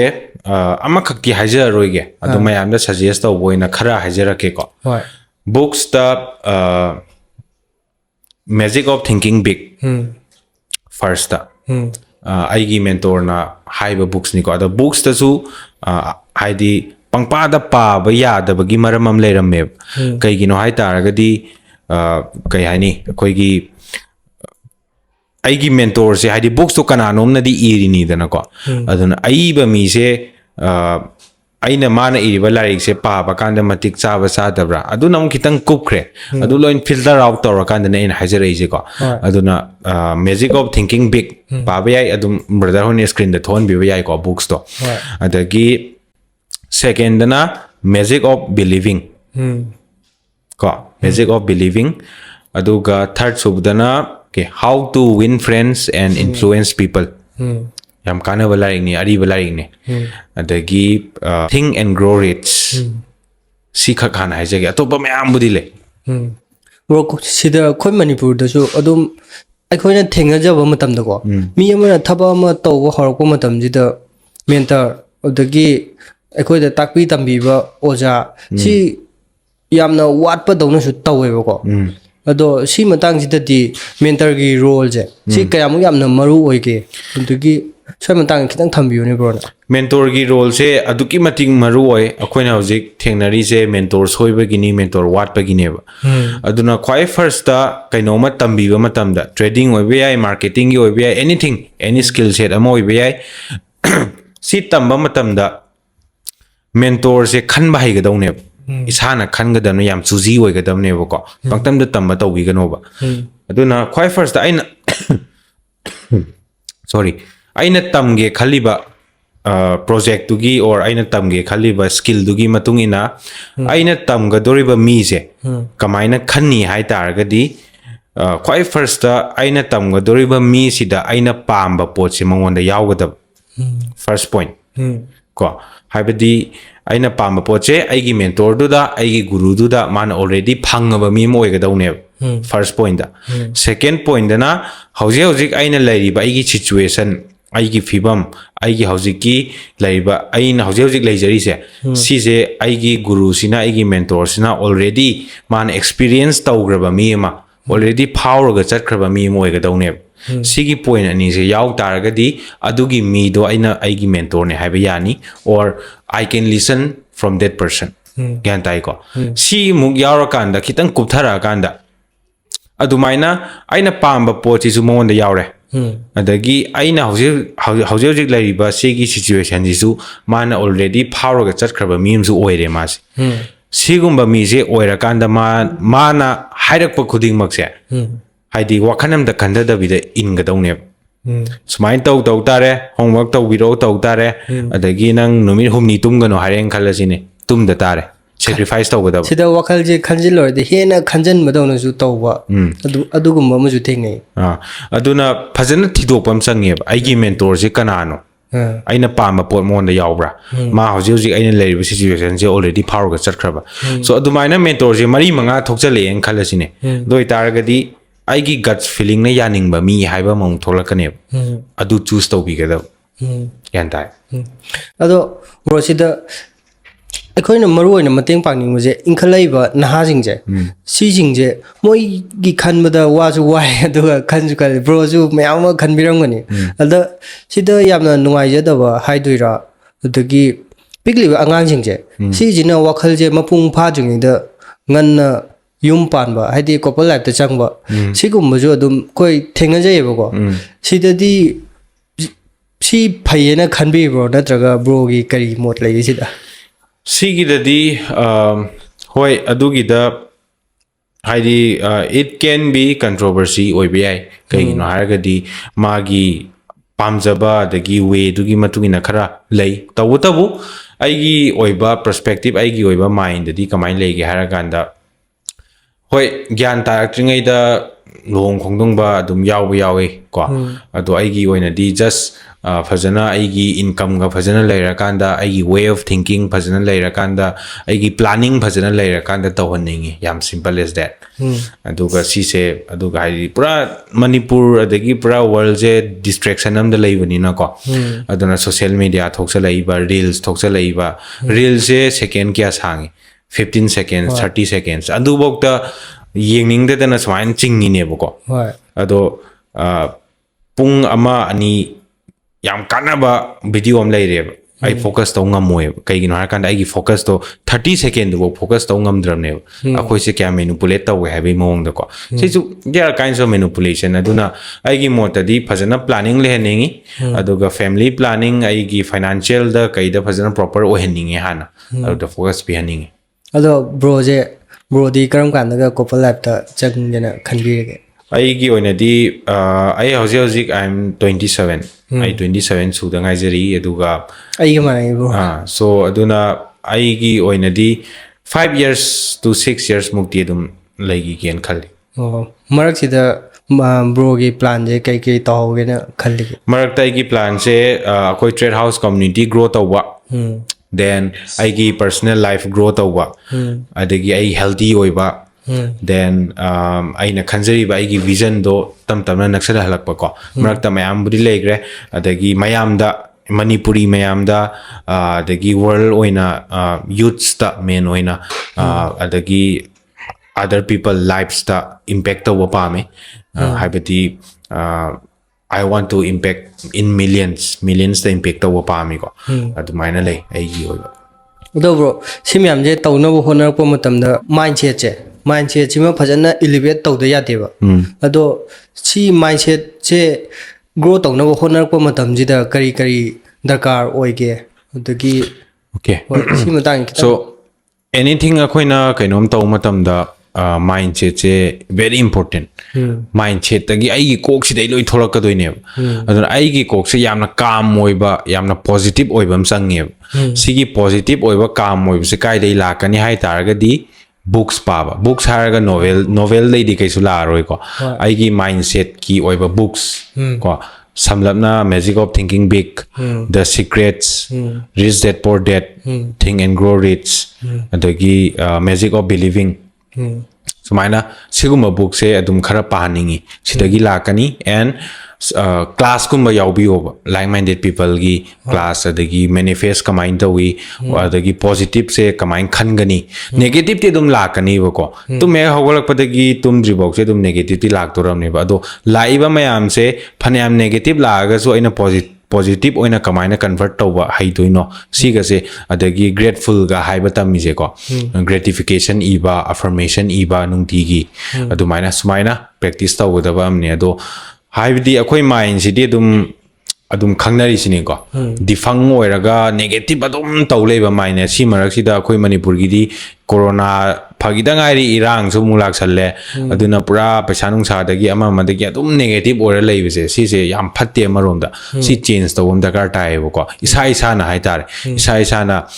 ꯁꯤ ꯆꯦꯟꯖ ꯇꯧꯅꯕ ꯍꯣꯠꯅꯕꯗ ꯍꯣꯏ ꯑꯍꯥꯟꯕꯗ ꯉꯝꯗꯕꯅꯦ ꯀꯩꯒꯤꯅோ ꯍꯥꯏꯔꯒꯗꯤ ꯑꯗꯨꯝ ꯑꯩꯈꯣꯏꯁꯦ ꯊꯥꯏꯅꯗꯩ ꯁꯤꯒꯤ ꯀꯩꯅꯣꯁꯤꯗ ꯃꯥꯏꯟꯁꯦꯠꯁꯤꯗ ꯑꯗꯨꯝ ꯂꯩꯔꯛꯄꯅꯤꯅꯀꯣ ꯑꯗꯨꯅ ꯕꯨꯛꯁ ꯄꯥꯕ ꯍꯧꯕꯤꯕ ꯂꯥꯏꯛ ꯃꯥꯏꯟꯗꯦꯠ ꯄꯤꯄꯜ ꯄꯨꯟꯕ ꯑꯗꯒꯤ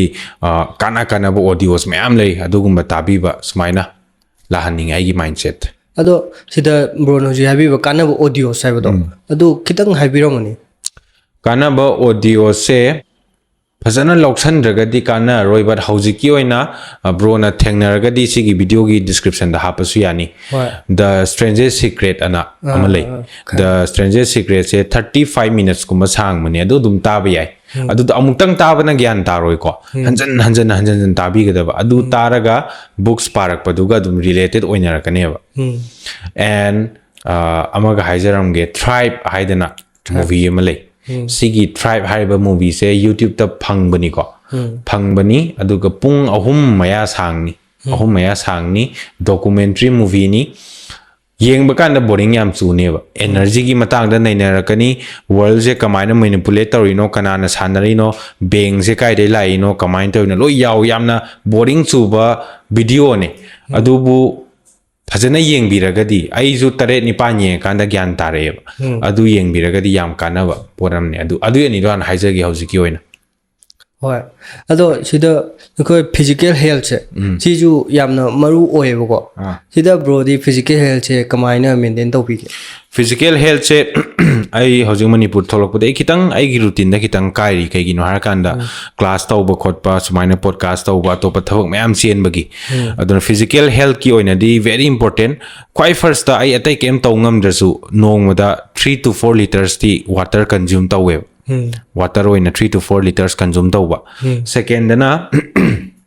ꯁ꯭ꯋꯤꯃꯤꯡ ꯌꯥꯏ ꯑꯗꯒꯤ ꯑꯩꯒꯤ ꯑꯣꯏꯅꯗꯤ ꯃꯔꯛ ꯃꯔꯛꯇ ꯁ꯭ꯋꯤꯃꯤꯡ ꯇꯧꯋꯦ ꯑꯗꯨꯒ ꯁ꯭ꯀꯤꯞꯄꯤꯡꯁꯦ ꯁ꯭ꯀꯤꯞꯄꯤꯡ ꯇꯧꯋꯦ ꯑꯗꯨꯒ ꯗꯨꯀꯥꯟ ꯆꯠꯄ ꯈꯣꯠꯄꯁꯦ ꯒꯥꯔꯤꯗ ꯆꯠꯇꯦ ꯋꯥꯀꯤꯡ ꯑꯣꯏꯅ ꯆꯠꯂꯦ ꯍꯥꯏꯗꯤ ꯃꯇꯝꯗꯨ ꯄꯨꯔꯥ ꯐꯪꯗꯕꯅꯤꯅꯀꯣ ꯑꯗꯨꯃꯥꯏꯅ ꯋꯥꯀꯤꯡ ꯆꯠꯄ ꯌꯥꯏ ꯁꯤꯅ ꯌꯥꯝ ꯕꯦꯁꯤꯛ ꯑꯣꯏꯕ ꯑꯗꯨ ꯖꯤꯝ ꯆꯠꯂꯒꯗꯤ ꯏꯠꯁ ꯑꯣꯀꯦ ꯑꯦꯟ ꯅꯠꯇ꯭ꯔꯒꯅ ꯁ꯭ꯋꯤꯃꯤꯡ ꯆꯠꯂꯒꯗꯤ ꯌꯥꯝ ꯐꯔꯦ ꯑꯗꯨꯒ ꯏꯁꯤꯡ ꯊꯛꯄꯤꯕ ꯑꯦꯟ ꯁꯤꯅ ꯑꯃꯨꯛ ꯍꯛꯆꯥꯡꯒꯤ ꯂꯩꯔꯦꯗꯅ ꯑꯗꯨꯒ ꯏꯅꯔꯒꯤ ꯑꯣꯏꯅꯗꯤ ꯉꯁꯥꯏꯒꯤ ꯃꯥꯏꯟꯁꯦꯠꯇꯨꯗꯩ ꯂꯣꯏ ꯂꯥꯛꯀꯗꯣꯏꯅꯦꯕ ꯍꯣꯏ ꯑꯗꯨꯅ ꯌꯥꯔꯤꯈꯩ ꯍꯥꯏꯗꯤ ꯑꯩꯁꯨ ꯍꯥꯟꯅ ꯁ꯭ꯃꯣꯀꯤꯡ ꯇꯧꯔꯝꯃꯤ ꯑꯗꯒꯤ ꯗ꯭ꯔꯤꯡꯛꯁ ꯇꯧꯔꯝꯃꯤ ꯗ꯭ꯔꯤꯡꯛꯁꯦ ꯊꯥꯗꯣꯛꯄ ꯀꯨꯏꯔꯦ ꯁ꯭ꯃꯣꯀꯤꯡꯁꯨ ꯊꯥꯗꯣꯛꯄ ꯕ꯭ꯔꯣ ꯀꯨꯏꯔꯦꯕꯀꯣ ꯉꯥꯎꯁꯤꯟꯅꯔꯤꯉꯩ ꯃꯇꯝꯒꯤꯗꯣ ꯐꯖꯅ ꯇꯧꯔꯝꯃꯦ ꯑꯩꯅ ꯃꯥꯔꯆꯦꯟ ꯅꯦꯚꯤꯗꯒ ꯂꯩꯔꯤꯀꯥꯟꯗ ꯁꯤꯒꯔꯦꯠꯁꯦ ꯑꯩ ꯑꯗꯨꯝ ꯍꯥꯏꯖꯔꯒꯦꯀꯣ ꯁꯤꯒꯔꯦꯠꯁꯦ ꯅꯣꯡꯃꯗ ꯕꯣꯛꯁ 3-4ꯒ ꯊꯛꯑꯝꯃꯦꯕ ꯑꯗꯨꯛꯀꯤ ꯃꯇꯤꯛ ꯀꯟꯖꯨꯝ ꯇꯧꯔꯝꯃꯦꯕꯀꯣ ꯑꯗꯣ ꯍꯧꯖꯤꯛꯇꯤ ꯀ꯭ꯋꯤꯠ ꯇꯧꯈ꯭ꯔꯦ ꯑꯗꯣ ꯕ꯭ꯔꯣꯅꯁꯨ ꯍꯧꯖꯤꯛ ꯍꯥꯏꯕꯤꯈꯤꯕ ꯔꯨꯇꯤꯜꯁꯦ ꯔꯨꯇꯤꯜꯒꯤ ꯔꯣꯜꯁꯦ ꯀꯌꯥꯝ ꯆꯥꯎꯒꯦ ꯌꯥꯝ ꯊꯤꯅ ꯆꯥꯎꯋꯦ ꯀꯩꯒꯤꯅꯣ ꯍꯥꯏꯔꯀꯥꯟꯗ ꯔꯨꯇꯤꯟꯁꯦ ꯁꯨꯃꯥꯏꯅ ꯁꯦꯝꯕꯤꯌꯣ ꯕ꯭ꯔꯣ ꯍꯣꯏꯁꯨ ꯑꯗꯨꯝ ꯁꯦꯝꯕ ꯌꯥꯏꯑꯕꯀꯣ ꯍꯥꯏꯕꯗꯤ ꯇꯨ ꯗꯨ ꯂꯤꯁ ꯀꯧꯋꯦ ꯑꯩꯈꯣꯏꯅ ꯇꯨ ꯗꯨ ꯂꯤꯁꯁꯦ ꯉꯁꯤ ꯇꯨꯝꯃꯝꯗꯥꯏꯗ ꯍꯌꯦꯡꯒꯤ ꯇꯨ ꯗꯨ ꯂꯤꯁ ꯏꯔꯒ ꯇꯨꯝꯗꯣꯏꯅꯦꯕ ꯍꯌꯦꯡꯁꯦ ꯑꯩ ꯀꯩ ꯇꯧꯗꯣꯏꯅꯣ ꯍꯥꯏꯕꯁꯦ ꯍꯌꯦꯡ ꯁꯨꯃꯥꯏꯅ ꯄꯣꯗꯀꯥꯁ ꯑꯃ ꯅꯝꯕ ꯆꯠꯀꯅꯤ ꯍꯌꯦꯡ ꯀ꯭ꯂꯥꯁ ꯑꯃ ꯇꯧꯅꯤ ꯍꯌꯦꯡ ꯃꯤꯁꯤ ꯎꯅꯔꯨꯅꯤ ꯍꯌꯦꯡ ꯄꯦꯖ 5 ꯂꯥꯏꯔꯤꯛ ꯄꯥꯊꯣꯛꯄ ꯍꯌꯦꯡ ꯑꯣꯗꯤꯑꯣ ꯄꯨꯡꯈꯥꯏ ꯑꯃ ꯇꯥꯊꯣꯛꯄ ꯉꯁꯤ ꯂꯣꯏ ꯏꯊꯣꯛꯑ ꯇꯨꯝꯈ꯭ꯔꯅꯦꯕ ꯄꯨꯡ ꯌꯥꯎꯗ꯭ꯔꯁꯨ ꯌꯥꯏꯀꯣ ꯇꯧꯒꯗꯕ ꯊꯕꯛ ꯃꯌꯥꯝꯗꯣ ꯏꯊꯣꯛꯑ ꯇꯨꯝꯈ꯭ꯔꯅꯤ ꯅꯣꯡꯉꯥꯜꯂꯛꯑꯅꯤ ꯂꯣꯏ ꯂꯩꯔꯝꯃꯅꯤ ꯂꯤꯁꯇꯣ ꯃꯊꯪ ꯃꯊꯪ ꯁꯨꯝ ꯇꯧꯊꯣꯛꯄ ꯑꯗꯨꯒ ꯑꯃꯨꯛ ꯇꯨꯝꯕ ꯍꯌꯦꯡꯒꯤ ꯑꯃꯨꯛ ꯏꯕ ꯁꯨꯃꯥꯏꯅ ꯑꯗꯨꯒ ꯋꯤꯛꯂꯤ ꯄ꯭ꯂꯥꯟ ꯇꯧꯕꯁꯨ ꯌꯥꯏ ꯋꯤꯛꯂꯤ ꯒꯣꯜ ꯍꯥꯏꯔꯒꯁꯨ ꯈꯪꯅꯩ ꯑꯗꯨꯅ ꯍꯟꯗꯛꯀꯤ ꯂꯥꯛꯀꯗꯧꯔꯤꯕ ꯋꯤꯛꯁꯤꯗ ꯑꯩ ꯏꯁꯤꯡ ꯁꯤꯒꯩ ꯊꯛꯄ ꯂꯤꯇꯔ ꯁꯤꯒꯩ ꯊꯛꯄ ꯂꯥꯛꯀꯗꯧꯔꯤꯕ ꯋꯤꯛꯁꯤꯗ ꯑꯩ ꯆꯦꯞꯇꯔ ꯁꯤꯒꯩ ꯄꯥꯕ ꯂꯣꯏꯊꯣꯛꯄ ꯕꯨꯛꯁꯀꯤ ꯂꯥꯛꯀꯗꯧꯔꯤꯕ ꯋꯤꯛꯁꯤꯗ ꯑꯩ ꯁꯤꯒꯩ ꯅꯣꯂꯦꯖ ꯒꯦꯟ ꯇꯧꯕ ꯑꯗꯨꯃꯥꯏꯅ ꯁꯦꯝꯕꯤꯌꯨ ꯁꯤꯗ ꯕ꯭ꯔꯣ ꯑꯩ ꯏꯁꯥꯃꯛꯅ ꯊꯦꯡꯅꯖꯕꯁꯨ ꯔꯨꯇꯤꯜꯁꯦ ꯇꯨ ꯗꯨ ꯂꯤꯁꯀꯁꯦ ꯐꯖꯅ ꯏꯊꯣꯛꯑꯒ ꯐꯖꯅ ꯐꯣꯂꯣ ꯇꯧꯔꯒ ꯆꯠꯄꯁꯦ ꯍꯞꯇꯥꯃꯨꯛꯁꯦ ꯐꯖꯅ ꯇꯧꯔꯝꯒꯅꯤ ꯑꯗꯣ ꯃꯇꯝ ꯈꯔ ꯂꯩꯕꯒ ꯑꯦꯅꯔꯖꯤꯁꯦ ꯃꯥꯡꯈꯤꯕ ꯍꯥꯏꯗꯣꯏꯔꯥ ꯑꯗꯒꯤ ꯐꯣꯀꯁꯁꯦ ꯃꯥꯡꯈꯤꯕ ꯍꯥꯏꯗꯣꯏꯔꯥ ꯁꯤ ꯊꯣꯛꯂꯛꯄ ꯃꯇꯝꯗ ꯍꯦꯛꯇ ꯀꯥꯎꯊꯣꯛꯈꯤꯕ ꯇꯧꯒꯦ ꯈꯜꯂꯝꯕ ꯁꯝꯅ ꯇꯨ ꯗꯨ ꯂꯤꯁꯀꯁꯦ ꯏꯔꯒ ꯑꯗꯨꯝ ꯊꯕꯛ ꯇꯧꯔꯝꯕꯁꯦ ꯏꯔꯛꯇꯕꯒꯨꯝꯕ ꯑꯗꯒꯤ ꯔꯨꯇꯤꯟꯒꯁꯦ ꯐꯣꯂꯣ ꯇꯧꯔꯛꯇꯕ ꯁꯨꯃꯥꯏꯅ ꯐꯣꯀꯁꯀꯨꯝꯕ ꯃꯥꯡꯕ ꯏꯅꯔꯖꯤꯒꯨꯝꯕ ꯃꯥꯡꯕ ꯃꯇꯥꯡꯁꯦ ꯁꯤ ꯕ꯭ꯔꯣ ꯈꯣꯏꯗꯗꯤ ꯌꯥꯎꯕꯤꯕ꯭ꯔꯣ ꯌꯥꯎꯋꯦ ꯑꯩꯈꯣꯏꯁꯨ ꯑꯗꯨꯝ ꯌꯥꯎꯋꯦꯕ ꯑꯗꯨꯕꯨ ꯁꯤꯁꯦ ꯇꯧꯔꯒꯗꯤ ꯀꯥꯟꯅꯩ ꯈꯪꯉꯤꯅꯤꯗꯅ ꯂꯥꯏꯔꯤꯛꯇꯣ ꯄꯥꯔꯒꯗꯤ ꯀꯥꯟꯅꯩ ꯈꯪꯉꯤꯅꯦꯕ ꯑꯗꯨ ꯈꯪ ꯇꯥꯔꯒꯗꯤ ꯅꯝꯐꯨꯗ ꯇꯧꯕꯤꯌꯣꯕ ꯁꯤ ꯃꯥꯡꯉꯤꯁꯦ ꯑꯗꯨꯝ ꯃꯥꯡꯅꯤ ꯀꯩꯒꯤꯅꯣ ꯍꯥꯏ ꯇꯥꯔꯒꯗꯤ ꯑꯩꯗꯣ ꯀꯝꯐꯔꯠ ꯖꯣꯟꯗ ꯂꯥꯛꯅꯤꯡꯕꯒꯤꯅꯦꯕ ꯑꯗꯨ ꯇꯧꯕ ꯄꯣꯠꯇꯣ ꯑꯟꯀꯝꯐꯔꯇꯦꯕꯜ ꯑꯣꯏꯗꯕꯒꯤꯅꯦꯕ ꯑꯗꯨꯅ ꯀꯝꯐꯔꯠ ꯖꯣꯟꯗ ꯂꯩꯇꯅꯕ ꯑꯗꯨꯝ ꯍꯣꯠꯅꯕꯤꯌꯣ ꯑꯗꯨꯅ ꯑꯩꯁꯦ ꯈꯤꯇꯪ ꯇꯟꯊꯕ ꯍꯧꯔꯛꯑꯦ ꯁꯨꯃꯥꯏꯅ ꯇꯧꯕ ꯍꯧꯔꯛꯑꯦ ꯈꯜꯂꯗꯤ ꯅꯝꯐꯨꯗ ꯇꯧꯁꯟꯕ ꯍꯧꯖꯟꯕꯤꯌꯣ ꯑꯗꯨ ꯇꯧꯕꯗꯨꯅ ꯃꯔꯝ ꯑꯣꯏꯔꯒ ꯑꯩ ꯁꯤ ꯐꯪꯉꯛꯇꯣꯏꯅꯤꯀೋ ꯑꯗꯨꯒꯤ ꯊꯥꯖꯕ ꯕꯤꯂꯤꯐ ꯑꯃꯁꯨ ꯂꯩꯕꯤꯌꯣ ꯒ꯭ꯌꯥꯟ ꯇꯥꯏꯀꯣ ꯑꯗꯨꯃꯥꯏꯅ ꯏꯁꯥꯅꯁꯨ ꯈꯔ ꯄꯨꯁ ꯄꯤꯕꯤꯌꯣ ꯍꯥꯏꯇꯥꯔꯦ ꯑꯗꯒꯤ ꯅꯦꯛꯁꯇ ꯌꯥꯝ ꯀꯥꯟꯅꯕ ꯑꯃꯅ ꯑꯗꯨꯃꯥꯏꯅ ꯔꯨꯇꯤꯟ ꯐꯣꯂꯣ ꯇꯧꯕ ꯃꯤꯒ ꯂꯣꯏꯅꯔꯒꯗꯤ ꯍꯦꯟꯅꯁꯨ ꯇꯧꯕ ꯉꯝꯕꯅꯤ ꯑꯗ ꯁꯤꯗ ꯑꯩꯈꯣꯏꯒꯤ ꯃꯦꯟꯇꯔꯁꯤꯡꯅꯒ ꯍꯥꯏꯕꯤꯕ ꯀꯝꯐꯣꯔꯠ ꯖꯣꯟꯁꯦ ꯁꯤꯗꯒꯤ ꯊꯥꯗꯣꯛꯄꯁꯦ ꯍꯩꯅꯗꯕ ꯊꯕꯛ ꯇꯧꯕꯁꯦ ꯁꯤꯁꯨ ꯍꯩꯅꯕꯤ ꯑꯃ ꯑꯣꯏꯅ ꯁꯦꯝꯃꯨꯒꯁꯨ ꯍꯥꯏꯕꯤꯕ ꯁꯤꯒꯨꯝꯕꯁꯨ ꯑꯗꯨꯝ ꯊꯦꯡꯅꯖꯩꯌꯦꯕꯀꯣ ꯑꯗꯣ ꯁꯤꯗ ꯕ꯭ꯔꯣꯗꯤ ꯁꯤꯒꯨꯝꯕꯁꯦ ꯊꯦꯡꯅꯔꯛꯄ ꯃꯇꯝꯗ ꯇꯦꯛꯅꯤꯛꯀꯨꯝꯕ ꯁꯤꯖꯤꯟꯅꯕ ꯂꯩꯕ꯭ꯔꯥ ꯑꯣꯀꯦ ꯑꯍꯥꯟꯕꯗ ꯑꯩ ꯇꯧ ꯍꯥꯏꯔꯝꯃꯒ ꯑꯩꯁꯨ ꯍꯥꯟꯅ ꯕꯨꯛ ꯁꯨꯡꯄꯥ ꯄꯥꯔꯝꯗꯦ ꯄꯥꯒꯦꯗꯤ ꯍꯥꯏꯕ ꯂꯩꯁꯨ ꯂꯩꯕ ꯅꯣꯡ ꯐꯥꯗꯣꯛ ꯄꯥꯔꯝꯃ ꯇꯣꯛꯈꯤꯕ ꯇꯨ ꯗꯨ ꯂꯤꯁꯁꯨ ꯏꯒꯦꯗꯤ ꯍꯥꯏꯕ ꯅꯣꯡ ꯐꯥꯗꯣꯛ ꯏꯔꯝꯃ ꯇꯣꯛꯈꯤꯕ ꯌꯥꯝ ꯇꯧꯔꯛꯑꯦꯕ ꯑꯗꯣ ꯅꯝꯐꯨꯗ ꯑꯩꯈꯣꯏ ꯃꯦꯟꯇꯣꯔꯅ ꯇꯧꯍꯟꯕꯗꯒꯤ ꯀꯥꯟꯅꯩ ꯈꯪꯉꯛꯑꯦ ꯑꯗꯨꯗꯒꯤ ꯑꯗꯨꯝ ꯏꯁꯥꯅ ꯇꯧꯅꯤꯡꯕ ꯍꯧꯈ꯭ꯔꯦꯕ ꯑꯗꯨꯗꯒꯤ ꯑꯃꯨꯛ ꯏꯁꯥꯅꯁꯨ ꯈꯔ ꯄꯨꯁ ꯄꯤꯖꯕ ꯍꯥꯏꯇꯥꯔꯦ ꯍꯥꯏꯗꯤ ꯁꯤ ꯇꯧꯔꯒꯗꯤ ꯑꯩ ꯀꯥꯟꯅꯗꯣꯏꯅꯤꯀꯣ ꯑꯩ ꯑꯣꯏꯗꯕ ꯌꯥꯗꯦ ꯇꯧꯗꯕ ꯌꯥꯗꯦ ꯑꯩꯒꯤ ꯍ꯭ꯋꯥꯏꯗꯨ ꯌꯥꯝ ꯁ꯭ꯇ꯭ꯔꯣꯡ ꯑꯣꯏꯕ ꯑꯗꯨꯃꯥꯏꯅ ꯇꯧꯔꯀꯥꯟꯗ ꯏꯁꯥꯅꯁꯨ ꯈꯔ ꯄꯨꯁ ꯄꯤꯖꯔꯛꯑꯦ ꯑꯗꯒꯤ ꯃꯦꯟꯇꯣꯔꯅ ꯇꯧꯕꯤꯔꯛꯄ ꯀꯥꯟꯅꯕꯗꯨ ꯎꯔꯛꯄꯗꯩꯗꯤ ꯑꯗꯨꯝ ꯇꯧꯅꯤꯡꯈ꯭ꯔꯦꯕꯀꯣ ꯑꯗꯨꯅ ꯃꯇꯝ ꯈꯔ ꯀꯟꯁꯤꯁꯇꯦꯟ ꯑꯣꯏꯅ ꯇꯧꯔꯛꯄꯗꯩꯗꯤ ꯑꯗꯨꯝ ꯑꯩꯒꯤ ꯍꯦꯕꯤꯠ ꯑꯦꯟ ꯍꯣꯕꯤꯗ ꯑꯗꯨꯝ ꯌꯥꯎꯈ꯭ꯔꯦꯕ ꯁꯤ ꯄꯣꯠꯁꯦ ꯑꯗꯣ ꯁꯤꯗ ꯊꯕꯛꯁꯦ ꯑꯩꯈꯣꯏꯅ ꯇꯧꯅꯕ ꯍꯣꯠꯅꯕ ꯃꯇꯝꯗ ꯑꯩꯈꯣꯏꯒꯤ ꯒꯣꯜ ꯚꯤꯖꯟꯁꯤꯁꯨ ꯗꯔꯀꯥꯔ ꯌꯥꯝꯅ ꯑꯣꯏꯌꯦꯕꯀꯣ ꯑꯗꯣ ꯑꯩꯈꯣꯏꯒꯤ ꯒꯣꯜ ꯚꯤꯖꯟꯁꯦ ꯁꯤꯁꯦ ꯂꯩꯇꯕ ꯍꯥꯏꯗꯣꯏꯔꯥ ꯁꯤꯒꯨꯝꯕ ꯂꯩꯇꯕ ꯃꯌꯥꯝꯁꯦ ꯃꯤ ꯃꯌꯥꯝ ꯑꯃ ꯂꯩꯔꯤꯕ ꯃꯥꯁꯦ ꯀꯩꯗꯧꯗꯣꯏꯅꯣ ꯀꯔꯤ ꯇꯧꯗꯣꯏꯅꯣ ꯍꯪꯕꯗ ꯈꯪꯗꯕ ꯈꯨꯝꯕ ꯉꯝꯗꯕ ꯁꯤꯒꯨꯝꯕ ꯃꯌꯥꯝꯁꯤꯗꯗꯤ ꯕ꯭ꯔꯣꯅ ꯀꯔꯤ suggestion ꯄꯤꯅꯤꯡꯒꯦ simple as that they are losers ꯃꯣꯏ ꯑꯗꯨꯝ ꯂꯨꯖꯔ ꯑꯣꯏꯅꯦꯕ ꯀꯩꯒꯤꯅꯣ ꯍꯥꯏꯔꯒꯗꯤ ꯑꯩꯈꯣꯏ ꯄꯨꯟꯁꯤ ꯂꯝꯕꯤ ꯑꯃ ꯆꯠꯇꯣꯔꯤꯅ ꯑꯗꯨꯗ ꯑꯩꯅ ꯆꯠꯅꯤꯡꯉꯤꯗꯣ ꯀꯥꯏꯗꯅꯣꯁꯨ ꯈꯪꯗꯦ ꯄꯥꯝꯃꯁꯨ ꯀꯩꯅꯣꯁꯨ ꯈꯪꯗꯦ ꯑꯗꯨꯗꯤ ꯑꯗꯨꯃꯥꯏꯅ ꯑꯗꯨꯝ ꯂꯩ ꯇꯥꯕ ꯂꯩꯁꯨ ꯂꯩꯅꯦꯕ ꯑꯗꯨꯅ ꯑꯩꯅ ꯍꯥꯏꯖꯅꯤꯡꯉꯤꯁꯦ ꯑꯩꯒꯤ ꯒꯣꯜ ꯑꯃ ꯂꯩꯒꯗꯕꯅꯤ ꯑꯩꯒꯤ ꯗ꯭ꯔꯤꯝ ꯕꯤꯛ ꯑꯣꯏꯒ ꯗ꯭ꯔꯤꯝꯒ ꯒꯣꯜꯒ ꯈꯔ ꯈꯦꯠꯅꯩꯀꯣ ꯑꯩꯒꯤ ꯗ꯭ꯔꯤꯝꯗꯨꯝ ꯂꯩꯔꯅꯤ ꯑꯩꯒꯤ ꯗ꯭ꯔꯤꯝꯁꯤꯗꯤ ꯑꯗꯨꯛꯀꯤ ꯃꯇꯤꯛ ꯆꯥꯎꯒꯗꯧꯅꯦꯕ ꯑꯦꯟ ꯑꯗꯨꯒꯤ ꯃꯈꯥ ꯇꯥꯔꯛꯄꯗ ꯒꯣꯜ ꯃꯆꯥ ꯃꯆꯥ ꯃꯆꯥ ꯃꯌꯥꯝꯗꯣ ꯊꯨꯡꯉꯛꯑꯀꯥꯟꯗ ꯑꯩꯒꯤ ꯗ꯭ꯔꯤꯝ ꯌꯧꯔꯛꯀꯗꯣꯏꯅꯦꯕꯀꯣ ꯑꯗꯨꯅ ꯑꯗꯨ ꯂꯩꯇꯕ ꯃꯤꯗꯨꯗꯤ ꯆꯠꯐꯝꯁꯨ ꯈꯪꯉꯣꯏ ꯂꯝꯃꯥꯡꯅꯅꯤ ꯀꯩꯗꯧꯗꯣꯏꯅꯣ ꯈꯪꯉꯣꯏ ꯑꯗꯨꯝ ꯑꯗꯨꯅꯦ ꯃꯦꯟ ꯑꯣꯏꯅ ꯍꯧꯖꯤꯛ ꯁ꯭ꯋꯥꯏꯗ ꯍꯣꯔꯦꯟ ꯁꯤꯒꯤ ꯄꯣꯗꯀꯥꯁꯇ ꯀꯃꯦꯟꯒ ꯄꯤꯔꯛꯀꯗꯣꯏꯁꯦ ꯑꯗꯨ ꯑꯗꯥ ꯀꯥꯏꯅ ꯃꯣꯏꯒꯨꯝꯕ ꯃꯤꯁꯤꯅꯦꯕ ꯂꯨꯖꯔꯁꯦ ꯑꯗꯣ ꯕ꯭ꯔꯣ ꯁꯤꯗ ꯑꯩꯈꯣꯏꯒꯤ ꯗ꯭ꯔꯤꯝꯁꯦ ꯁꯤꯁꯨ ꯌꯥꯝ ꯆꯥꯎꯅ ꯂꯩꯔꯦꯕꯀꯣ ꯑꯗꯣ ꯗ꯭ꯔꯤꯝ ꯑꯆꯧꯕ ꯂꯩꯔꯒꯁꯨ ꯑꯩꯈꯣꯏꯒꯤ ꯂꯝ ꯃꯅꯤꯄꯨꯔꯁꯦ ꯁꯤꯗ ꯗ꯭ꯔꯤꯝꯁꯦ ꯑꯩꯅ ꯄꯥꯝꯃꯤꯁꯦ ꯐꯪꯗꯣꯏꯔꯥ ꯐꯪꯉꯣꯏꯗꯣꯏꯔꯥ ꯑꯣꯄꯣꯔꯆꯨꯅꯤꯇꯤꯁꯦ ꯎꯔꯛꯇꯕꯗꯧꯅ ꯇꯧꯕ ꯑꯗꯒꯤ ꯁꯤ ꯑꯩꯈꯣꯏ ꯃꯅꯤꯄꯨꯔꯁꯤꯗ ꯑꯣꯄꯣꯔꯆꯨꯅꯤꯇꯤꯁꯦ ꯂꯩꯕꯒꯤ ꯆꯥꯡꯁꯦ ꯋꯥꯠꯄ꯭ꯔꯥ ꯅꯠꯇ꯭ꯔꯒ ꯑꯇꯣꯞꯄ ꯂꯝꯒ ꯌꯦꯡꯅꯕꯗ ꯃꯅꯤꯄꯨꯔꯁꯦ ꯀꯃꯥꯏꯅ ꯈꯟꯕꯤꯒꯦ ꯕ꯭ꯔꯣꯗꯤ ꯂꯝꯁꯨ ꯃꯌꯥꯝ ꯑꯃ ꯆꯠꯄꯤꯔꯛꯑꯕꯅꯤ ꯑꯗꯣ ꯑꯩꯅ ꯄꯥꯝꯃꯤꯗꯨꯒꯤ ꯃꯈꯥ ꯄꯣꯜꯂꯦꯕꯀꯣ ꯑꯗꯣ ꯕ꯭ꯔꯗꯔꯅ ꯑꯩꯁꯨ ꯉꯁꯥꯏ ꯑꯩꯅ ꯍꯥꯏꯕꯗꯣ ꯃꯅꯤꯄꯨꯔꯗ ꯂꯩꯔꯒꯗꯤ ꯑꯩꯅ ꯇꯧꯔꯤ ꯊꯕꯛꯁꯦ ꯈꯔ ꯆꯣꯟꯊꯔꯅꯤ ꯈꯟꯕꯗꯒꯤ ꯗꯦꯜꯂꯤ ꯕꯦꯡꯒ꯭ꯂꯣꯔꯗ ꯆꯠꯂꯒ ꯂꯩꯔꯨꯏꯕ ꯀꯩꯒꯤꯅꯣ ꯍꯥꯏ ꯇꯥꯔꯒꯗꯤ ꯃꯇꯥꯡ ꯃꯇꯝꯗꯨꯅ ꯌꯥꯗꯕꯒꯤ ꯑꯗꯨꯅ ꯑꯗꯨꯃꯥꯏꯅ ꯈꯟꯕ ꯂꯩꯔꯒꯗꯤ ꯀꯩꯁꯨ ꯀꯥꯏꯗꯦ ꯑꯦꯟ ꯃꯅꯤꯄꯨꯔꯗ ꯑꯗꯨꯝ ꯂꯩꯔꯒ ꯇꯧꯕ ꯌꯥꯕ ꯑꯣꯏꯔꯗꯤ ꯀꯩꯁꯨ ꯀꯥꯏꯗꯦ ꯕꯠ ꯑꯩꯒꯤ ꯚꯤꯖꯟ ꯑꯩꯒꯤ ꯒꯣꯜꯗꯨꯒꯤ ꯃꯇꯨꯡ ꯏꯟꯅ ꯑꯩꯒꯤ ꯄ꯭ꯂꯥꯟ ꯍꯥꯏꯕ ꯑꯃ ꯂꯩꯅꯦꯕ ꯑꯩꯒꯤ ꯅꯦꯛꯁ ꯂꯣꯖꯤꯀꯦꯜ ꯁ꯭ꯇꯦꯞ ꯍꯥꯏꯕ ꯑꯃ ꯂꯩꯅꯦꯕ ꯑꯗꯨꯒꯤ ꯃꯅꯨꯡꯗꯨꯗ ꯑꯗꯨꯝ ꯈꯪꯉꯛꯑꯅꯤ ꯑꯩ ꯃꯅꯤꯄꯨꯔꯗ ꯂꯩꯕꯅ ꯐꯕ꯭ꯔꯥ ꯂꯩꯇꯕꯅ ꯐꯕ꯭ꯔꯥ ꯍꯥꯏꯕꯗꯣ ꯑꯩꯒꯤ ꯊꯕꯛꯇꯨꯒꯤ ꯃꯇꯨꯡ ꯏꯟꯅ ꯁꯣ ꯁꯨꯃꯥꯏꯅ ꯂꯩ ꯍꯥꯏꯕꯗꯤ ꯑꯩꯒꯤ ꯒꯣꯜ ꯑꯃ ꯂꯩꯔꯦꯅ ꯒꯣꯜꯁꯤꯗꯤ ꯑꯗꯨꯛꯀꯤ ꯃꯇꯤꯛ ꯆꯥꯎꯒꯗꯕꯅꯦꯕꯀꯣ ꯍꯥꯏꯗꯤ ꯃꯤꯉꯣꯟꯗꯒ ꯅꯪꯒꯤ ꯒꯣꯜ ꯁꯣꯔꯤ ꯑꯩꯒꯤ ꯗ꯭ꯔꯤꯝꯁꯦ ꯑꯗꯨꯛꯀꯤ ꯃꯇꯤꯛ ꯆꯥꯎꯒꯗꯧꯅꯤ ꯃꯌꯥꯝꯅ ꯅꯪꯒꯤ ꯗ꯭ꯔꯤꯝ ꯀꯩꯅꯣ ꯀꯥꯏꯅ ꯍꯥꯏꯕꯗ ꯁꯤꯌꯔ ꯇꯧꯕꯗꯒ ꯍꯪꯒꯣꯏꯕꯗꯣ ꯍꯥꯏꯗꯤ ꯃꯥꯅ ꯀꯩꯁꯨ ꯊꯥꯖꯔꯣꯏ ꯍꯥꯏꯕꯒꯤ ꯍꯥꯏꯇꯥꯔꯦ ꯑꯩ ꯗ꯭ꯔꯤꯝꯁꯦ ꯆꯥꯎꯃꯟꯈꯤꯕꯒꯤ ꯑꯗꯨꯃꯥꯏꯅ ꯆꯥꯎꯕꯤꯒꯗꯧꯅꯦꯕ ꯑꯩ ꯗ꯭ꯔꯤꯝꯁꯦ ꯑꯗꯨꯗꯩ ꯃꯈꯥ ꯈꯔ ꯇꯥꯔꯛꯄꯗ ꯆꯤꯐ ꯑꯦꯝ ꯍꯥꯏꯗꯅ ꯑꯃ ꯂꯩꯅꯦꯕ ꯁꯤꯒꯤ ꯆꯤꯐ ꯑꯦꯝꯁꯦ ꯒꯣꯜ ꯃꯈꯜ ꯑꯃꯅꯦꯕꯀꯣ ꯁꯤꯒꯤ ꯆꯤꯐ ꯑꯦꯝꯁꯤꯅ ꯍꯧꯖꯤꯛꯇꯒꯤ 6 months to 2 years ꯐꯥꯎꯀꯤ ꯃꯅꯨꯡꯗ ꯐꯪꯕ ꯌꯥꯕ ꯑꯗꯨꯒ ꯈꯤꯇꯪ ꯗ꯭ꯔꯤꯝꯗꯨꯗꯒꯤ ꯈꯤꯇꯪ ꯄꯤꯛꯊꯔꯛꯄ ꯁꯤꯅ ꯆꯤꯐ ꯑꯦꯝ ꯀꯧꯋꯦꯕ ꯒꯣꯜ ꯃꯈꯜ ꯑꯃꯅꯦ ꯃꯥꯁꯨ ꯁꯤꯅ 6 months to 2 years ꯐꯥꯎ ꯃꯅꯨꯡꯗ ꯐꯪꯕ ꯌꯥꯕ ꯑꯦꯟ ꯑꯃꯅ ꯑꯃꯨꯛ ꯀꯩꯅꯣ ꯍꯥꯏꯔꯀꯥꯟꯗ ꯑꯩꯒꯤ ꯕ꯭ꯔꯦꯟꯅ ꯐꯪꯅꯤꯅ ꯊꯥꯖꯕ ꯄꯣꯠ ꯑꯃ ꯑꯦꯛꯖꯥꯝꯄꯜ ꯑꯩꯒꯤ ꯗ꯭ꯔꯤꯝꯁꯦ ꯊꯥ ꯑꯃꯗ 100 crore ꯇꯥꯟꯕꯅꯦꯕ ꯑꯗꯨ ꯑꯣꯏꯇꯥꯔꯒꯗꯤ ꯑꯩꯒꯤ ꯆꯤꯐ ꯑꯦꯝꯁꯦ 1 crore ꯇꯥꯟꯕ ꯍꯥꯏꯔꯁꯦꯕ ꯑꯗꯣ ꯍꯧꯖꯤꯛ ꯊꯥ ꯑꯃꯗ ꯂꯨꯄꯥ 10,000 ꯐꯥꯎ ꯇꯥꯟꯕ ꯉꯝꯗ꯭ꯔꯤꯕ ꯑꯩꯅ ꯑꯩꯒꯤ ꯆꯤꯐ ꯑꯦꯝꯗꯣ 1 crore ꯇꯥꯟꯕ ꯑꯣꯏꯁꯟ ꯇꯥꯔꯒꯗꯤ ꯑꯩꯒꯤ ꯕ꯭ꯔꯦꯟꯅ ꯈꯔ ꯊꯥꯖꯕ ꯋꯥꯠꯂꯣꯏꯗ꯭ꯔꯥ ꯑꯩꯁꯤꯕꯨ ꯉꯝꯒꯗ꯭ꯔꯥ ꯉꯝꯃꯣꯏꯗ꯭ꯔꯥ ꯍꯥꯏꯕꯒꯤ ꯄꯣꯠ ꯑꯃ ꯂꯥꯛꯀꯅꯦꯕ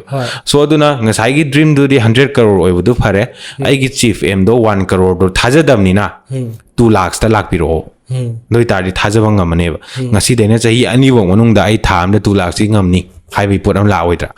2 lakhsꯇꯣ ꯑꯩꯒꯤ ꯆꯤꯐ ꯑꯦꯝ ꯑꯣꯏꯔꯅꯤ ꯑꯣꯏꯔꯀꯥꯟꯁꯤꯗ ꯆꯍꯤ ꯊꯥ 6ꯇꯩꯅ ꯆꯍꯤ 2 ꯐꯥꯎ ꯃꯅꯨꯡꯗ ꯐꯪꯕ ꯌꯥꯕ ꯑꯣꯏꯒꯗꯕ ꯑꯩꯒꯤ ꯆꯤꯐ ꯑꯦꯝꯁꯦ 2 lakhsꯇ ꯑꯣꯏꯔꯅꯤ ꯑꯩꯅꯁꯨ ꯊꯥꯖꯔꯅꯤ ꯑꯦꯟ ꯐꯪ ꯇꯥꯔꯒꯗꯤ ꯑꯩꯁꯨ ꯌꯥꯝ ꯍꯔꯥꯎꯖꯗꯣꯏꯅꯦꯕ ꯐꯪꯉꯒꯗꯤ ꯌꯥꯝ ꯑꯦꯛꯁꯥꯏꯇꯦड ꯑꯣꯏꯒꯗꯕ ꯑꯩꯒꯤ ꯕ꯭ꯔꯦꯟꯅ ꯊꯥꯖꯕ ꯌꯥꯕ ꯄꯣꯠ ꯑꯃ ꯑꯣꯏꯒꯗꯕ ꯑꯗꯨꯒ ꯌꯥꯝ ꯀ꯭ꯂꯤꯟ ꯑꯣꯏꯅ ꯈꯪꯒꯗꯕ ꯑꯗꯨꯅ ꯑꯩꯒꯤ ꯆꯤꯐ ꯑꯦꯝ ꯑꯦꯟ ꯆꯤꯐ ꯑꯦꯝꯁꯦ ꯑꯃꯨꯛ ꯐꯪꯗ꯭ꯔꯤꯉꯩ ꯃꯃꯥꯡꯗ ꯑꯣꯕꯖꯦꯛꯇꯤቭ ꯍꯥꯏꯗꯅ ꯑꯃ ꯑꯃꯨꯛ ꯂꯩꯅꯦꯕ ꯈꯔ ꯑꯃꯨꯛ ꯄꯤꯛꯊꯕ ꯁꯤꯒꯤꯁꯤꯅ ꯊꯥ 3-4 ꯐꯥꯎ ꯃꯅꯨꯡꯗ ꯐꯪꯕ ꯌꯥꯕ ꯀꯣ ꯑꯗꯨ ꯑꯣꯏꯇꯥꯔꯗꯤ ꯂꯨꯄꯥ 10,000 ꯇꯥꯟꯕ ꯀꯥꯏꯅ ꯍꯥꯏꯔꯁꯤ ꯉꯁꯥꯏ ꯆꯤꯐ ꯑꯦꯝꯗꯨꯅ lakh 2 ꯑꯣꯏꯕꯅꯤꯅ ꯂꯨꯄꯥ 10,000 ꯇꯥꯟꯕꯁꯤ ꯑꯗꯨꯝ ꯊꯥꯖꯩꯗꯅ ꯑꯩ ꯕ꯭ꯔꯦꯟꯅ ꯊꯥ 3-4 ꯐꯥꯎ ꯃꯅꯨꯡꯗ ꯐꯪꯕ ꯌꯥꯏꯌꯦꯅ ꯑꯗꯨꯃꯥꯏꯅ ꯑꯣꯕꯖꯦꯛꯇꯤቭ ꯃꯌꯥꯝ ꯂꯥꯛꯑꯀꯥꯟꯗ ꯑꯣꯕꯖꯦꯛꯇꯤቭ ꯃꯌꯥꯝ ꯁꯨꯝ ꯑꯦꯛꯆꯤꯞ ꯇꯧꯔꯛꯑꯀꯥꯟꯗ ꯆꯤꯐ ꯑꯦꯝ ꯐꯪꯉꯛꯇꯣꯏꯕ ꯑꯦꯟ ꯆꯤꯐ ꯑꯦꯝ ꯑꯃ ꯐꯪꯉꯀꯥꯟꯗ ꯅꯦꯛꯁ ꯆꯤꯐ ꯑꯦꯝ ꯑꯃꯃꯨꯛ ꯂꯥꯛꯇꯣꯏꯅꯦꯕ ꯑꯗꯨꯃꯥꯏꯅ ꯁ꯭ꯇꯦꯞ ꯕꯥꯏ ꯁ꯭ꯇꯦꯞ ꯑꯩꯒꯤ ꯒꯣꯜꯗ ꯅꯛꯁꯟꯅꯕ ꯐꯣꯔꯃꯨꯂꯥ ꯑꯃ ꯍꯥꯏꯇꯥꯔꯦ ꯑꯗꯨꯅ ꯑꯣꯕꯖꯦꯛꯇꯤꯚꯇꯒꯤ ꯑꯃꯨꯛ ꯃꯃꯥꯡ ꯆꯠꯈꯠꯂꯛꯄ ꯀꯥꯟꯗ ꯑꯩꯒꯤ ꯅꯦꯛꯁ ꯂꯣꯖꯤꯀꯦꯜ ꯁ꯭ꯇꯦꯞ ꯀꯩꯅꯣ ꯈꯪꯕ ꯗꯔꯀꯥꯔ ꯇꯥꯏꯌꯦꯕ what is your next logical step ꯑꯗꯨꯒꯤ ꯑꯃꯨꯛ ꯃꯃꯥꯡꯗꯅ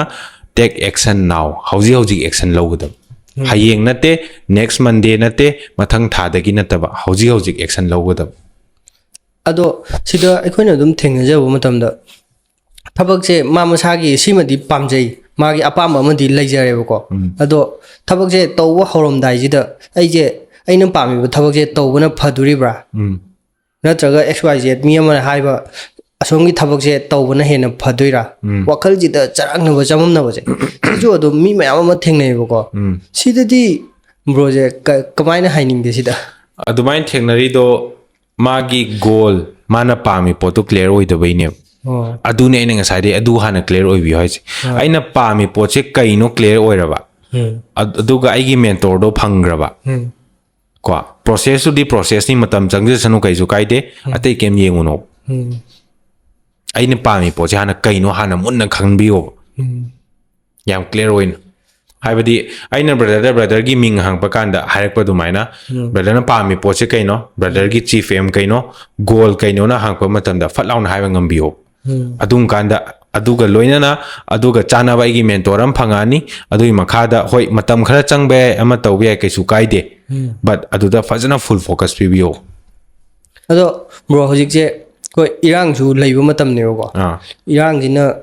ꯁꯣꯛꯍꯟꯕꯁꯦ ꯐꯖꯅ ꯁꯣꯛꯍꯜꯂꯦ ꯃꯤꯁꯨ ꯃꯌꯥꯝ ꯑꯃ ꯋꯥꯅꯔꯦ ꯑꯗꯣ ꯁꯤꯗ ꯃꯤꯁꯦ ꯃꯥꯅ ꯇꯧꯒꯦ ꯈꯜꯂꯝꯕ ꯊꯕꯛ ꯑꯗꯒꯤ ꯚꯤꯖꯟꯒꯁꯦ ꯍꯦꯛꯇ ꯎꯔꯛꯇꯕ ꯍꯥꯏꯗꯤ ꯏꯔꯥꯡꯁꯤꯅ ꯃꯔꯝ ꯑꯣꯏꯔꯒ ꯋꯥꯈꯜꯁꯦ ꯆꯔꯥꯡꯅꯕ ꯆꯃꯝꯅꯕ ꯃꯤ ꯃꯌꯥꯝ ꯑꯃꯁꯨ ꯂꯩꯌꯦ ꯃꯌꯨꯝ ꯃꯀꯩ ꯃꯩ ꯊꯥꯗꯣꯛꯄꯤꯈ꯭ꯔꯦ ꯁꯤꯒꯨꯝꯕ ꯃꯤꯁꯨ ꯃꯌꯥꯝ ꯑꯃ ꯂꯩꯌꯦꯕꯀꯣ ꯁꯤꯗꯗꯤ ꯕ꯭ꯔꯣꯅ ꯀꯔꯤ ꯑꯦꯗꯚꯥꯏꯁ ꯄꯤꯅꯤꯡꯒꯦ ꯁꯣ ꯁꯤꯁꯦ ꯑꯩ this can be controversial but ꯀꯩ ꯍꯥꯏꯇꯥꯔꯦ ꯃꯥꯒꯤ ꯈꯔ ꯈꯥꯏꯗꯣꯛꯑꯒ ꯍꯥꯏꯖꯔꯛꯀꯦꯕ ꯍꯧꯖꯤꯛꯀꯤ ꯏꯔꯥꯡ ꯊꯣꯛꯏꯁꯤꯗ ꯍꯣꯏ ꯌꯨꯝ ꯃꯩ ꯆꯥꯛꯄ ꯌꯥꯎꯈꯤꯕ ꯑꯗꯨꯃꯥꯏꯅ ꯂꯩꯇꯕ ꯈꯣꯠꯇꯕ ꯌꯥꯎꯈꯤꯕ ꯏꯃꯨꯡꯗꯨꯒꯤ ꯑꯣꯏꯅꯗꯤ ꯑꯩꯅ ꯍꯥꯏꯖꯒꯗꯣꯏꯁꯦ ꯃꯣꯏꯒꯤ ꯅꯨꯡꯉꯥꯏꯇꯕꯗ ꯁꯔꯨꯛ ꯌꯥꯔꯤ ꯑꯗꯨꯒ ꯑꯦꯁ ꯑꯦ ꯃꯅꯤꯄꯨꯔꯤ ꯑꯃ ꯑꯣꯏꯅ ꯃꯩꯇꯩ ꯑꯃ ꯑꯣꯏꯅ ꯑꯗꯨꯒ ꯌꯥꯔꯤꯈꯩ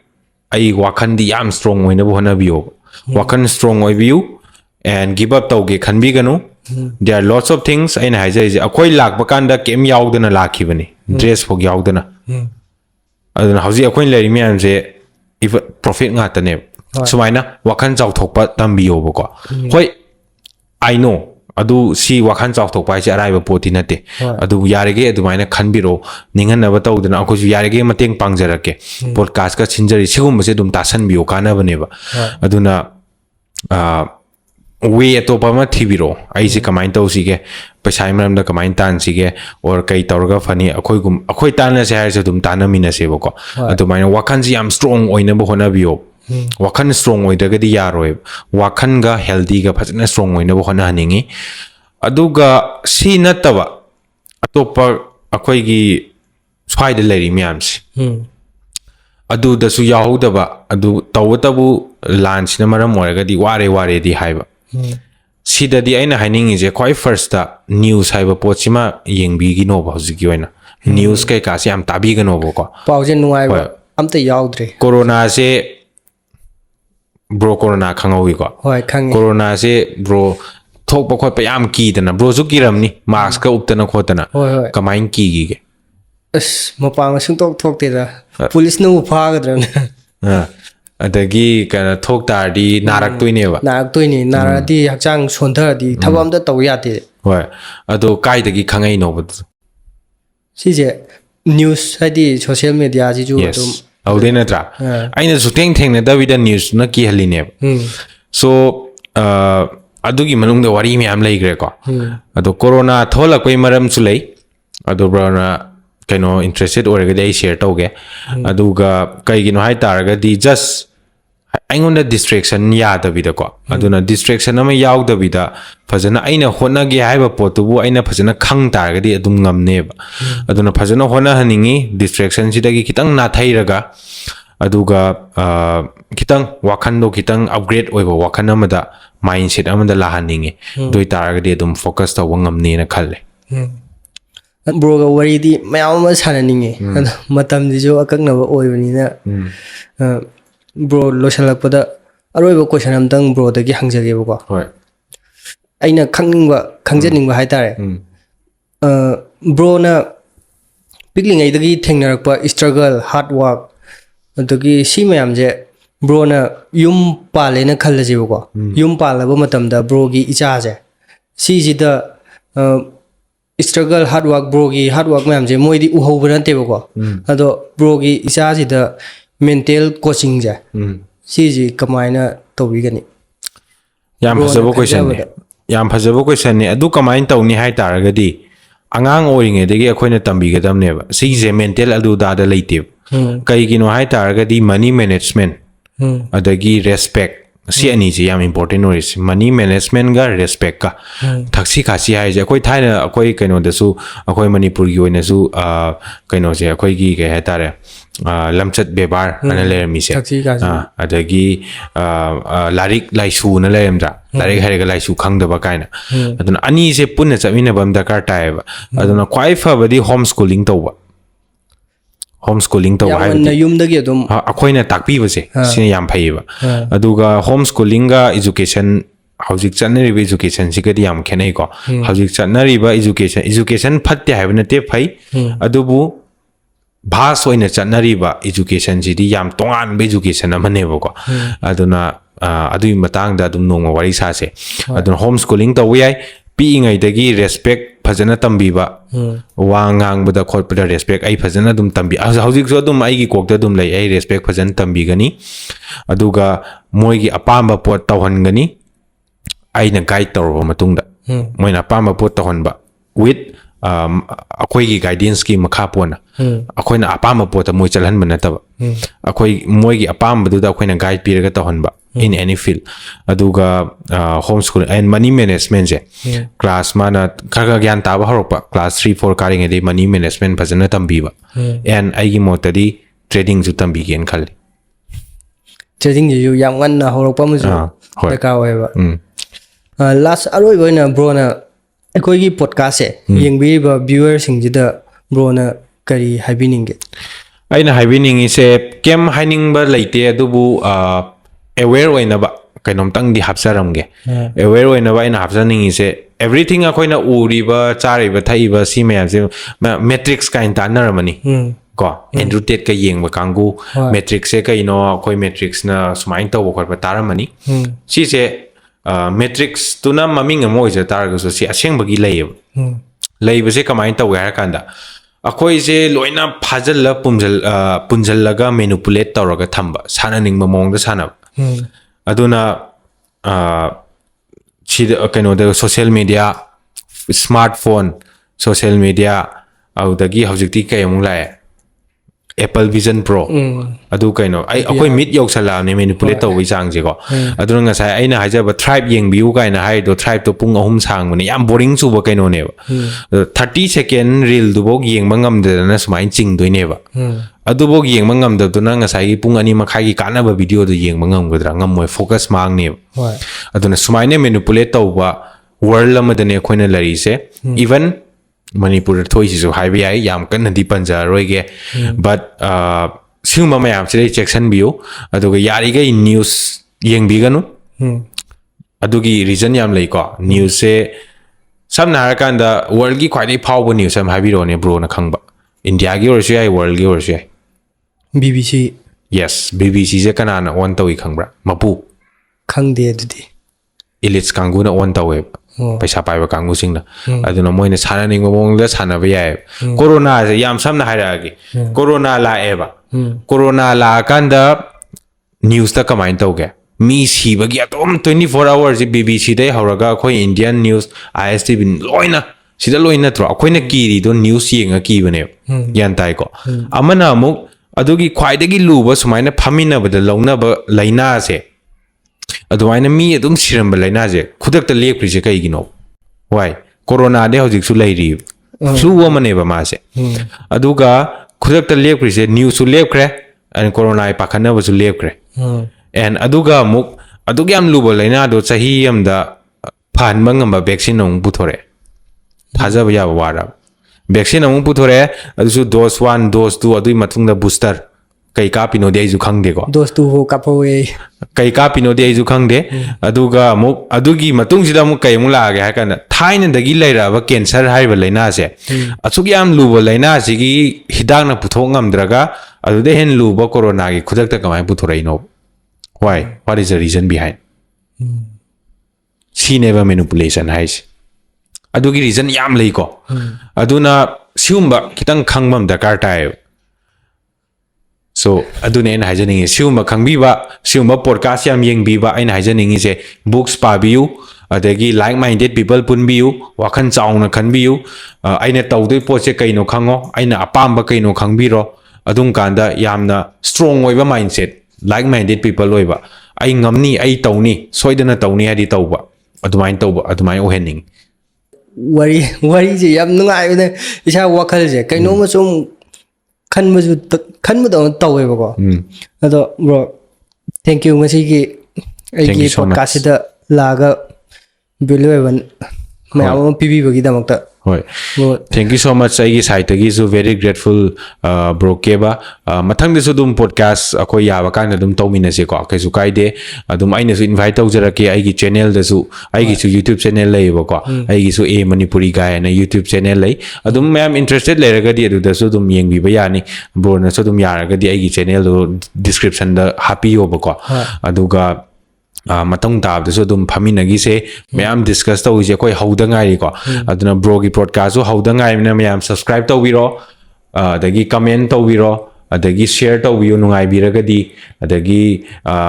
ꯁꯕꯁꯀ꯭ꯔꯥꯏꯕꯔꯁꯨ 1000 ꯌꯥꯝ ꯊꯨꯅ ꯌꯧꯕ ꯉꯝꯅꯕ ꯍꯣꯠꯅꯔꯁꯤ ꯑꯥꯏ ꯍꯣꯞ ꯑꯩꯒꯤ ꯃꯣꯠꯇꯗꯤ ꯁꯤꯒꯤ ꯚꯤꯗꯤꯑꯣꯁꯦ ꯍꯦꯛ ꯊꯥꯗꯣꯛꯈ꯭ꯔꯕ ꯃꯇꯨꯡꯗꯒꯤꯗꯤ 1000ꯗꯤ ꯁꯣꯏꯗꯅ ꯌꯧꯅꯤꯅ ꯈꯟꯖꯩꯀꯣ ꯑꯩꯒꯤ ꯃꯣꯠꯇ so thank you so much bro for inviting me ꯕ꯭ꯔꯣꯒꯤ ꯄꯣꯗꯀꯥꯁꯁꯦ ꯑꯩꯈꯣꯏ ꯃꯊꯪꯗꯁꯨ ꯌꯥꯝ ꯊꯨꯅ ꯑꯊꯨꯕꯗꯁꯨ ꯂꯧꯅꯕ ꯍꯣꯠꯅꯖꯒꯦ ꯍꯥꯏꯗꯤ ꯋꯥꯔꯤꯁꯦ ꯕ꯭ꯔꯣꯗꯒꯤ ꯈꯪꯅꯤꯡꯕꯁꯦ ꯌꯥꯝꯅ ꯂꯩꯌꯦꯕ ꯑꯩꯈꯣꯏꯅ ꯈꯟꯖꯔꯝꯕꯁꯤꯒ ꯌꯥꯝꯅ ꯂꯦꯚꯦꯜ ꯑꯃꯗ ꯆꯠꯄꯗꯧꯅ ꯇꯧꯋꯦꯕꯀꯣ ꯑꯗꯣ ꯌꯥꯝ ꯊꯨꯅ ꯑꯊꯨꯕꯗ ꯕ꯭ꯔꯣꯒꯤ ꯅꯦꯛꯁ ꯚꯤꯗꯤꯑꯣꯁꯨ ꯂꯧꯅꯕ ꯇꯧꯁꯦ Okay, thank you so much. Thank you